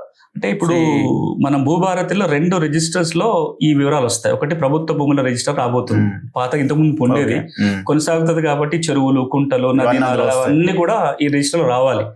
రెండోది వాటర్ సోర్స్ రిజిస్టర్ కూడా ఒక విలేజ్ అకౌంట్ అది, అందులో రాస్తే ఆ గ్రామంలో ఏవేవి చెరువులు ఉన్నాయి, కుంటలు ఉన్నాయి, దాని ఎక్స్టెంట్ ఎంత అంతా కూడా రికార్డ్ లో మనకు కనపడుతుంది. ఇప్పుడు కనపడట్లేదు, రేపొద్దున సర్వే జరిగితే విత్ మ్యాప్ కనపడుతుంది. ఇది ఒక ప్రికాషన్. కానీ నేను ఇంకో మాట చాలాసార్లు ఏమన్నానంటే, మన రాష్ట్రంలో చెరువుల రక్షణకి ప్రత్యేకంగా చట్టం లేదు. మనకున్న వాల్టా 2002 యాక్ట్ అది అంటే చాలా మైల్డ్ చట్టము. చెరువులు అదేమో నీళ్ల కోసం, నీళ్ళ రక్షణ కోసం చేసుకుందే తప్ప చెరువులు, కుంటలు, భూముల రక్షణ కోసం కాదు. ఇప్పుడు మనం ఏ చట్టం వాడుతున్నాం? ఇప్పుడు మన హైదరాబాద్ లో కావచ్చు, ఎక్కడైనా సరే చెరువుల ఆక్రమణ గురైతే భూ ఆక్రమణ చట్టం కింద నోటీసులు ఇస్తున్నాము. తహసీల్దార్ రెవెన్యూ నోటీసులు ఇస్తారు, హైదరాబాద్ పై చర్యలు తీసుకుంటారు. ఎప్పుడుదా చట్టము? 1905 చట్టం. 1905 చట్టం కింద 2025 వాడుకుంటాం. కానీ కొన్ని రాష్ట్రాలు, కర్ణాటక, తర్వాత హిమాచల్ ప్రదేశ్, వాళ్ళు ప్రత్యేకంగా చెరువుల రక్షణ కోసం చట్టాలు చేసుకున్నారు. లేక్ ప్రొటెక్షన్ యాక్ట్ పేరుతోటి చెరువులను ఎట్లా కాపాడుకోవాలి, చెరువులు ఆక్రమిస్తే ఎట్లా చర్యలు తీసుకోవాలి, వాటిని సర్వే ఎట్లా, ఒక సమగ్రమైన చట్టం. ఆ చట్టం తేవడానికి ఒక కారణమేమో పనిష్మెంట్స్, పెనల్టీస్ స్ట్రింజెంట్ గా ఉండాలని. రెండోది ఇంటర్ డిపార్ట్మెంట్ కోఆర్డినేషన్ అవసరం. చెరువులు అనగానే పంచాయతీ శాఖ ఇన్వాల్వ్ అయి ఉంటుంది, రూరల్ డెవలప్మెంట్ శాఖ అవుతుంది, ఇరిగేషన్ ఉంటుంది, తర్వాత రెవెన్యూ శాఖ ఉంటుంది. ఈ వీళ్ళకి ఒకరికొకరి కోఆర్డినేషన్ కుదరదు. అదే మనకు ఒక ప్రత్యేక చట్టం చేసుకొని అందులో కోఆర్డినేషన్ చేసుకోవడానికి అవకాశం ఉంటుంది. కర్ణాటక చట్టం బాగుంది. నేను చాలా సందర్భాల్లో కూడా అన్నాను, తెలంగాణ రాష్ట్రం కూడా చెరువుల రక్షణకు ఒక ప్రత్యేక చట్టం తెచ్చుకోవాలి. దాంతో పాటుగా మన ల్యాండ్ గ్రాబింగ్ యాక్ట్ కూడా రద్దు చేసుకున్నాం. ఇక్కడ రద్దయింది. 2016లో భూ దురాక్రమణ చట్టం అంటాం, ల్యాండ్ గ్రాబింగ్ యాక్ట్ రద్దు చేసుకున్నాం. పక్కనున్న ఆంధ్రప్రదేశ్ రాష్ట్రం మొన్ననే కొత్తగా పాత చట్టాన్ని సవరించుకొని బ్రహ్మాండమైన చట్టం తెచ్చుకుంది ఏపీ.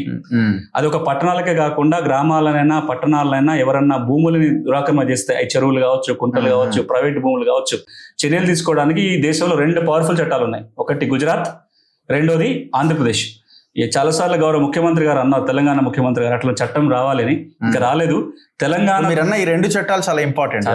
భూ దురాక్రమణ చట్టం ఒకటి, ఇంతకుముందు ల్యాండ్ ఎంక్రోచ్మెంట్ భూ ఆక్రమణ చట్టం అది 1905 ఉండే. ల్యాండ్ గ్రాబింగ్ యాక్ట్ మనం 60s లో ఎప్పుడో తెచ్చుకున్నాము. దాన్ని ఏపీ కొనసాగించుకుంది. ల్యాండ్ గ్రాబింగ్ యాక్ట్ నేడు కొనసాగుతుంది ఏపీలో. తెలంగాణలో 2016లో ల్యాండ్ గ్రాబింగ్ కోర్టు రద్దయింది, ల్యాండ్ గ్రాబింగ్ చట్టం కూడా రద్దయింది. ఇప్పటికైనా మనం ఈ ఒకటి మీరన్న ఇప్పుడు మనం మాట్లాడుకుంటున్న చెరువుల రక్షణకు ఒక చట్టము, భూ దురాక్రమణ చట్టాన్ని కొత్తగా చేయగలిగితే, ఇప్పుడు గుజరాత్ ఒక మంచి మోడల్ కనబడుతుంది. శిక్ష 10 ఏళ్ళ జైలు శిక్ష ఉంటుంది దాంట్లో. ఎవరైనా భూములు ఆక్రమణ భయం ఉంటది కదా, ప్రభుత్వ భూముల్ని, ఇన్స్టిట్యూషన్ భూములు ఆక్రమణ. అందుకే కదా ఇప్పుడు దాదాపు CSR కింద డెవలప్ చేయమని ఆ చెరువులన్నీ రియల్ ఎస్టేట్ కంపెనీల చేతిలో పెడితే వాళ్ళు మొత్తం లేపేశారు కదా. నేను బై1 అన్న నెంబర్స్ అన్ని చెరువులు వీటిలోనే ఎక్కువ జరిగింది. నేనేమంటే ఇప్పుడు తెలంగాణలో ఇంకొక 2-3 పనులు జరగాలి ఈ చట్టం ఎఫెక్టివ్గా ఉండాలంటే. ఒకటి రీసర్వే, 2 మిగతా చట్టాలన్నిటి కూడా సమగ్రంగా ఒక చట్టం కింద తెచ్చుకోవాలి. 120 చట్టాలు ఎందుకు, వాళ్ళ కాలం చెల్లినాయి, కన్ఫ్యూజన్ ఉన్నాయి. రెవెన్యూ కోడ్ పెడుతూ తెచ్చుకోవాలి. యూపీ ఆ పని చేసింది. యూపీ 2016లో యూపీలోని అన్ని భూమి చట్టాలను రద్దు చేసుకొని సింగిల్ చట్టం తెచ్చుకున్నారు, ఉత్తరప్రదేశ్ ల్యాండ్ రెవెన్యూ కోడ్. అంతే. ల్యాండ్ ఆ రెవెన్యూ కోడ్ లో అన్ని ఉంటాయి. మళ్ళీ అందులో ఒక షెడ్యూల్ పెట్టుకున్నారు, ఏ సమస్య వస్తే ఎవరి దగ్గరికి పోవాలి, ఎంత కాలం పరిష్కారం చేయాలనే షెడ్యూల్ కూడా ఉంటుంది. ఏ సమస్యకి కోర్టుకు పోవాలి, ఏ సమస్యకి రెవెన్యూ దగ్గరికి పోవాలి. చాలా మంచి ఫలితాలు వస్తున్నాయి యూపీలో. లాస్ట్ ఇయరే ఒరిస్సా గవర్నమెంట్ కూడా కమిటీ వేసుకుంది, వాళ్ళ రాష్ట్రంలో అన్ని చట్టాలు కలిపి సింగిల్ చట్టం చేయాలి. మనకు ఉమ్మడి రాష్ట్రంలో దేవేంద్ర గౌడ్ రెవెన్యూ మంత్రి ఉన్నప్పుడు ఆయన ప్రయత్నం చేశారు. ఈ ఆంధ్రప్రదేశ్ రెవెన్యూ కోడ్ పేరుతోటి 99 లో అసెంబ్లీ ఆమోదం తెలిపింది, ఓకే, రాష్ట్రపతికి పంపారు. వాళ్ళేమో ఒక 143 ప్రశ్నలు రాస్తారు, వీటి సమాధానం పంపండి అని. ఈ లోపల ఆయన మంత్రి పదవి మారిపోయింది, ఎవరు పట్టించుకోలేదు. ఇప్పటికైనా మనం తెలంగాణ రాష్ట్రంలో ఉన్న 124 చట్టాలను కలుపుకొని ఒక సింగిల్ చట్టం తెచ్చుకోవటం, నేను ఇంత రీసర్వే చేయడం, నేను అంతటికి లీగ్ ప్రొటెక్షన్ కోసం కానీ ఇట్లాంటి దాంట్లో ఆక్రమణ చట్టాలు ఇది చేయగలిగి ఈ చట్టాలన్నీ అమలు చేయడం కోసం గ్రామ స్థాయి నుంచి రాష్ట్ర స్థాయి వరకు ఒక పకడ్బందీ మెషినరీ పెట్టుకుంటే సాల్వ్ అవుతుంది. మనం ఇట్లా టెంపరీ సొల్యూషన్స్ కాకుండా దీర్ఘకాలికంగా ఏం చేయాలి, మధ్యంతరంగా ఏం చేయాలి, ఇప్పటికిప్పుడు ఏం చేయాలి అని ఆలోచన చేస్తూ అన్నిటి మీద పని ఒకసారి ప్రారంభం కావాలి. చూద్దాం మరి. ఇప్పుడు మీరు అన్న ఈ 4 పిల్లర్స్ ఒక పిల్లర్ కంప్లీట్ అయింది, మిగతా 3 పిల్లర్స్ మరి ఏం పని చేస్తాయి అన్నది వాళ్ళ చిత్తశుద్ధి, బాధ్యత, ట్రాన్స్పరెన్సీ వీటి మీద ఆధారపడి ఉంటుంది. So what next? మీరు చేయాల్సిన పని ఏమైనా ఉందా ప్రభుత్వం అప్పగించిన పనిలో? అంటే ఇప్పుడు నేను 2 అంశాల మీద దృష్టి పెడుతున్నాను. ఇప్పుడు ఒకటి, చట్టాన్ని విస్తృతంగా ప్రజలకు తీసుకుపోయే ప్రాధాన్యత నేను కూడా చేస్తున్నా, నా వ్యక్తిగత హోదాలో చేస్తున్నా, అగ్రికల్చర్ కమిషన్ తరఫున చేస్తున్నా. రెండోది, వ్యవసాయ చట్టాల మీద ఇప్పుడు దృష్టి పెట్టాను. ల్యాండ్ మీద ఏంది, తెలంగాణలో వ్యవసాయ చట్టాలు కూడా 50 వ్యవసాయ చట్టాలు ఉన్నాయి, ల్యాండ్ కాక 25 రాష్ట్ర చట్టాలు, 25 కేంద్ర చట్టాలు. అందులో కాంట్రాక్ట్ వ్యవసాయానికి సంబంధించి, వ్యవసాయ మార్కెట్లకు సంబంధించి. కానీ ఇది చాలా దారుణంగా విపరీతంగా పెరిగిపోతున్నట్టుంది కదా కాంట్రాక్ట్ వ్యవస్థ అన్నది. విపరీతంగా ఇప్పుడు నల్ల చట్టాల మీద కేంద్రంలో పెద్ద మూవ్మెంట్ జరిగింది. సో వాటిని మేము వెనక్కి తీసుకున్నామని ప్రధాని స్వయంగా చెప్పిండు. మరి తెలంగాణలో ఈ కాంట్రాక్ట్ వ్యవస్థ ఎట్లా ఇదైపోయింది? ఎన్ని లక్షల ఎకరాలు కాంట్రాక్ట్ వ్యవసాయం చేస్తున్నారు దగ్గర? ఇప్పుడు తెలంగాణలో కేంద్రం తెచ్చిన చట్టం రద్దయింది, కానీ మన 2005లో వ్యవసాయ మార్కెట్ల చట్టాన్ని సవరించుకొని సెక్షన్ 11A అని చేర్చారు. ఎప్పుడు 2005లో. ఏం చెప్తుంది ఈ సెక్షన్ 11A అంటే, తెలంగాణ రాష్ట్రంలో కాంట్రాక్ట్ వ్యవసాయం చేయొచ్చు అంటుంది. కాంట్రాక్ట్ వ్యవసాయం అంటే ఫార్వర్డ్ ట్రేడింగ్ అగ్రికల్చర్ లో. అంటే మీరు రైతు ఉన్నారు, నేను వచ్చి మీతో అగ్రిమెంట్ కుదుర్చుకుంటా. మీరు రైతు, నేను కంపెనీ, మీరు రైతు, నేను మీతో అగ్రిమెంట్ కుదుర్చుకుంటా. అగ్రిమెంట్ ఏంది, మీరు పలానా వరి పండించండి, లేదా పలానా దోసకాయలు కూరగాయలు పండించండి, ఆ పంట 3 నెలలకు 4 నెలలకు వస్తే కింట 500 1000 రూపాయలు చెప్ప నేనే కొంటాను అని అగ్రిమెంట్. ఇది ఫార్వర్డ్ ట్రేడింగ్. ఒకప్పుడు అది ఇల్లీగల్, 2005 నుంచి ఇది లీగలైజ్ అయింది, ఫార్వర్డ్ ట్రేడింగ్ చేయొచ్చు. అంతేకాదు, మీరు వ్యవసాయం ఎట్లా చేయాలని నేను చెప్పొచ్చు, కావాల్సిన ఎరువులు, పురుగు మందులు కూడా నేను ఇవ్వచ్చు. ఇది సర్వీస్ కాంట్రాక్ట్ అంట. లేన్ కాంట్రాక్ట్ కుదుర్చుకోవచ్చు, సర్వీస్ కాంట్రాక్ట్ కుదుర్చుకోవచ్చు. సారాంశం ఏంటంటే, మీ పంట పండిన తర్వాత నేనే కొనుక్కుంటా, ఒకవేళ నష్టం జరిగితే నేను భరించాలి. ఈ కాంట్రాక్ట్ వ్యవసాయం చేయాలి అంటే 2005లో ఉన్న నిబంధన ఏంటంటే, నేను మీతో ఒక రిటర్న్ కాంట్రాక్ట్ కుదుర్చుకోవాలి. ఒప్పంద పత్రం ఎట్లుండాలో చట్టంలో ఇచ్చిరు, ఒక 2 పేజీల ఒప్పంద పత్రం ఉంది. అందులో అన్ని ఫిల్ చేసి మీరు నేను సంతకం పెట్టి ఈ కాగితాన్ని తీసుకెళ్లి మార్కెట్ కమిటీ దగ్గర ఒక కాపీ ఉంచాలి. ఇది నెంబర్ 1. 2, నేను కాంట్రాక్ట్ వ్యవసాయం చేస్తున్న విషయాన్ని ఆ లోకల్లో ఉన్న మార్కెట్ కమిటీకి కానీ ఏడీ అగ్రికల్చర్ దగ్గర ఒక రిజిస్టర్ పెట్టాలి. అక్కడ నేను నమోదు చేసుకోవాలి, నేను మీ ప్రాంతంలో ఇన్ని ఎకరాల రైతు దగ్గర నుంచి నేను కాంట్రాక్ట్ వ్యవసాయం చేస్తున్నా, లేదా ఇన్ని ఎకరాల్లో ఈ ఊర్లో ఈ మండలంలో చేస్తున్నా అనే ఇన్ఫర్మేషన్ ముందు ఇవ్వాలి, గవర్నమెంట్ రికార్డ్ ఇవ్వాలి. దురదృష్టం ఏంటంటే, నేను ఎన్నోసార్లు అడిగిన, అప్పటి నుంచి ఇప్పుడు 2005 నుంచి అడుగుతున్నా, ఇప్పటిదాకా నాకు తెలిసిన సమాచారం మేరకు ఏ వ్యవసాయ అధికారి దగ్గర గానీ, ఎక్కడ మార్కెట్ కమిటీలో గానీ కాంట్రాక్ట్ చేస్తున్న చెప్పిన సమాచారం లేదు. ఎక్కడ రైతుతోటి రిటర్న్ గా అగ్రిమెంట్ కుదుర్చుకున్న అవకాశమే లేదు, చేయట్లా.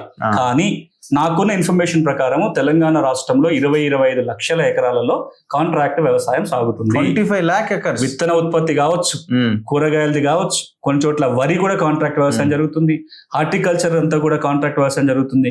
కానీ ఇక్కడెక్కడ రైతుతో రిటర్న్ కాంట్రాక్ట్ ఉండదు, ఇక్కడెక్కడ కన్సర్న్ మార్కెట్ కమిటీకి సంబంధించి మధ్యలో ఆర్గనైజర్లు అనే వాళ్ళు. ఇప్పుడు చెప్తాను. ఇప్పుడు ఈ కాంట్రాక్ట్ వ్యవసాయం, ఒక సపోజ్ నేను కాంట్రాక్ట్ బ్రీచ్ చేశా, మీరు నేను 500కి కింటా కొంటాను అన్నా, తీరా పంట చేతికి వస్తే మార్కెట్లో 400కే దొరుకుతుంది, నేను కొనని మానేసాడు కొనుక్కుంటాను. కాంట్రాక్ట్ బ్రీచ్ అయినట్టే కదా.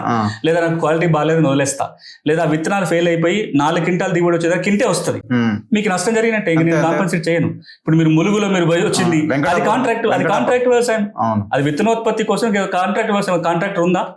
ఇది ఒక దుర్మార్గం. అయితే రెండోది ఏమైందంటే, 2016లో ఈ సెక్షన్ 11 మళ్ళీ ఒకసారి మార్చి ఏమన్నారంటే, కంపెనీ ఇంకా లేదు పిక్చర్ లో, మీతో ఒప్పందం నేను కుదుర్చుకోను, ఇంకెవరో మధ్యవర్తి ఉంటారు, స్పాన్సర్ అంటారా, ఆర్గనైజర్ అంటారా, ఏదైనా పేరు పెట్టుకోండి.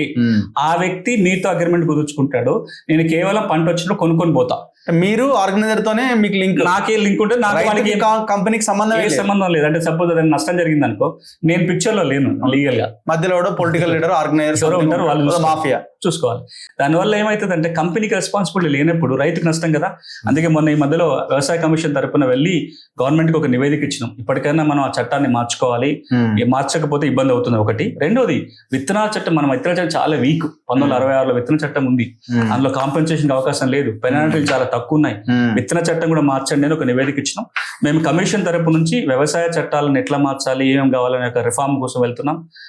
రాబోయే 2-3 నెలల్లో కొన్ని కీలక అంశాలు తీసుకొని ఎట్లయితే భూమి మీద అయితే పనిచేస్తామో, విత్తనాలు, సాగునీరు, అదేవిధంగా మార్కెట్లకు సంబంధించిన సమగ్ర మార్పుల మీద చట్టాలు మార్చవచ్చు, ఇంకేదైనా కావచ్చు, ప్రభుత్వానికి నివేదిక ఇచ్చే ప్రయత్నంలో ఉన్నాం. సో విత్తన మాఫియా అనేది తెలంగాణలో విస్తృతంగా పెరిగిపోయింది. దాన్ని మనం అసలు మన చట్టమే చాలా వీక్ కదా.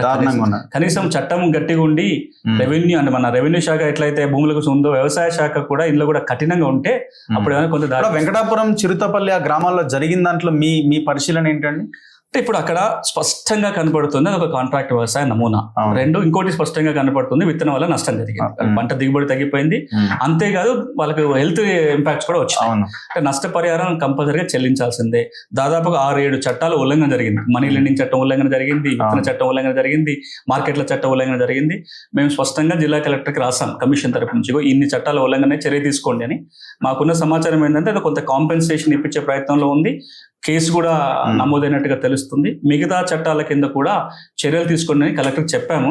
బట్ ఇది ఒక కేసు బయటకు వచ్చింది, అట్లా ఎన్ని జరుగుతున్నాయి కూడా తెలియదు మనకి. ఇప్పుడు వాళ్ళు తిని పెరాలసిస్ వచ్చిందన్న దాంట్లో ఆరోగ్యం దెబ్బతింది. ఇప్పుడు ఏదైతే మన విత్తనాలు ఉన్నాయో లేకపోతే మొత్తం పంటని కూడా టెస్టింగ్ పంపడం జరిగింది. ఇంకా టెస్టింగ్ నివేదిక రాలే.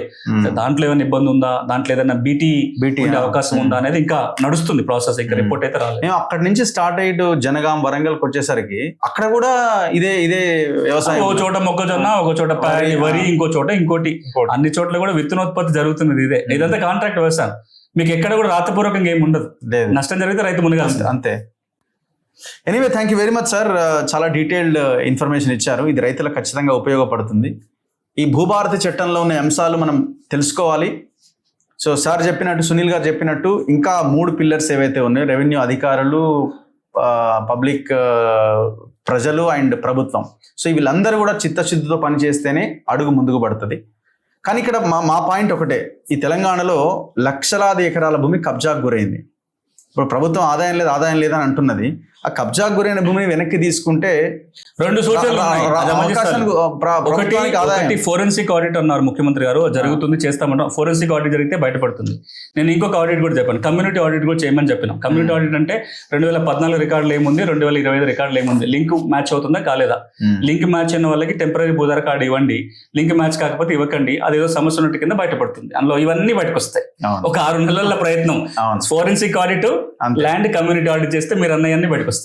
Anyway, thank you very much. ఏదేమైనా ఈ రాష్ట్ర ముఖ్యమంత్రికి, ప్రభుత్వానికి చిత్తశుద్ధి ఉంటే మంచి జరుగుతుంది, లేకపోతే గట్లనే ఉంటుంది. మంచి జరుగుతుంది, జరగాలి అని మనం ఆశిద్దాం. చూస్తూనే ఉండండి మన తొలి వెలుగు.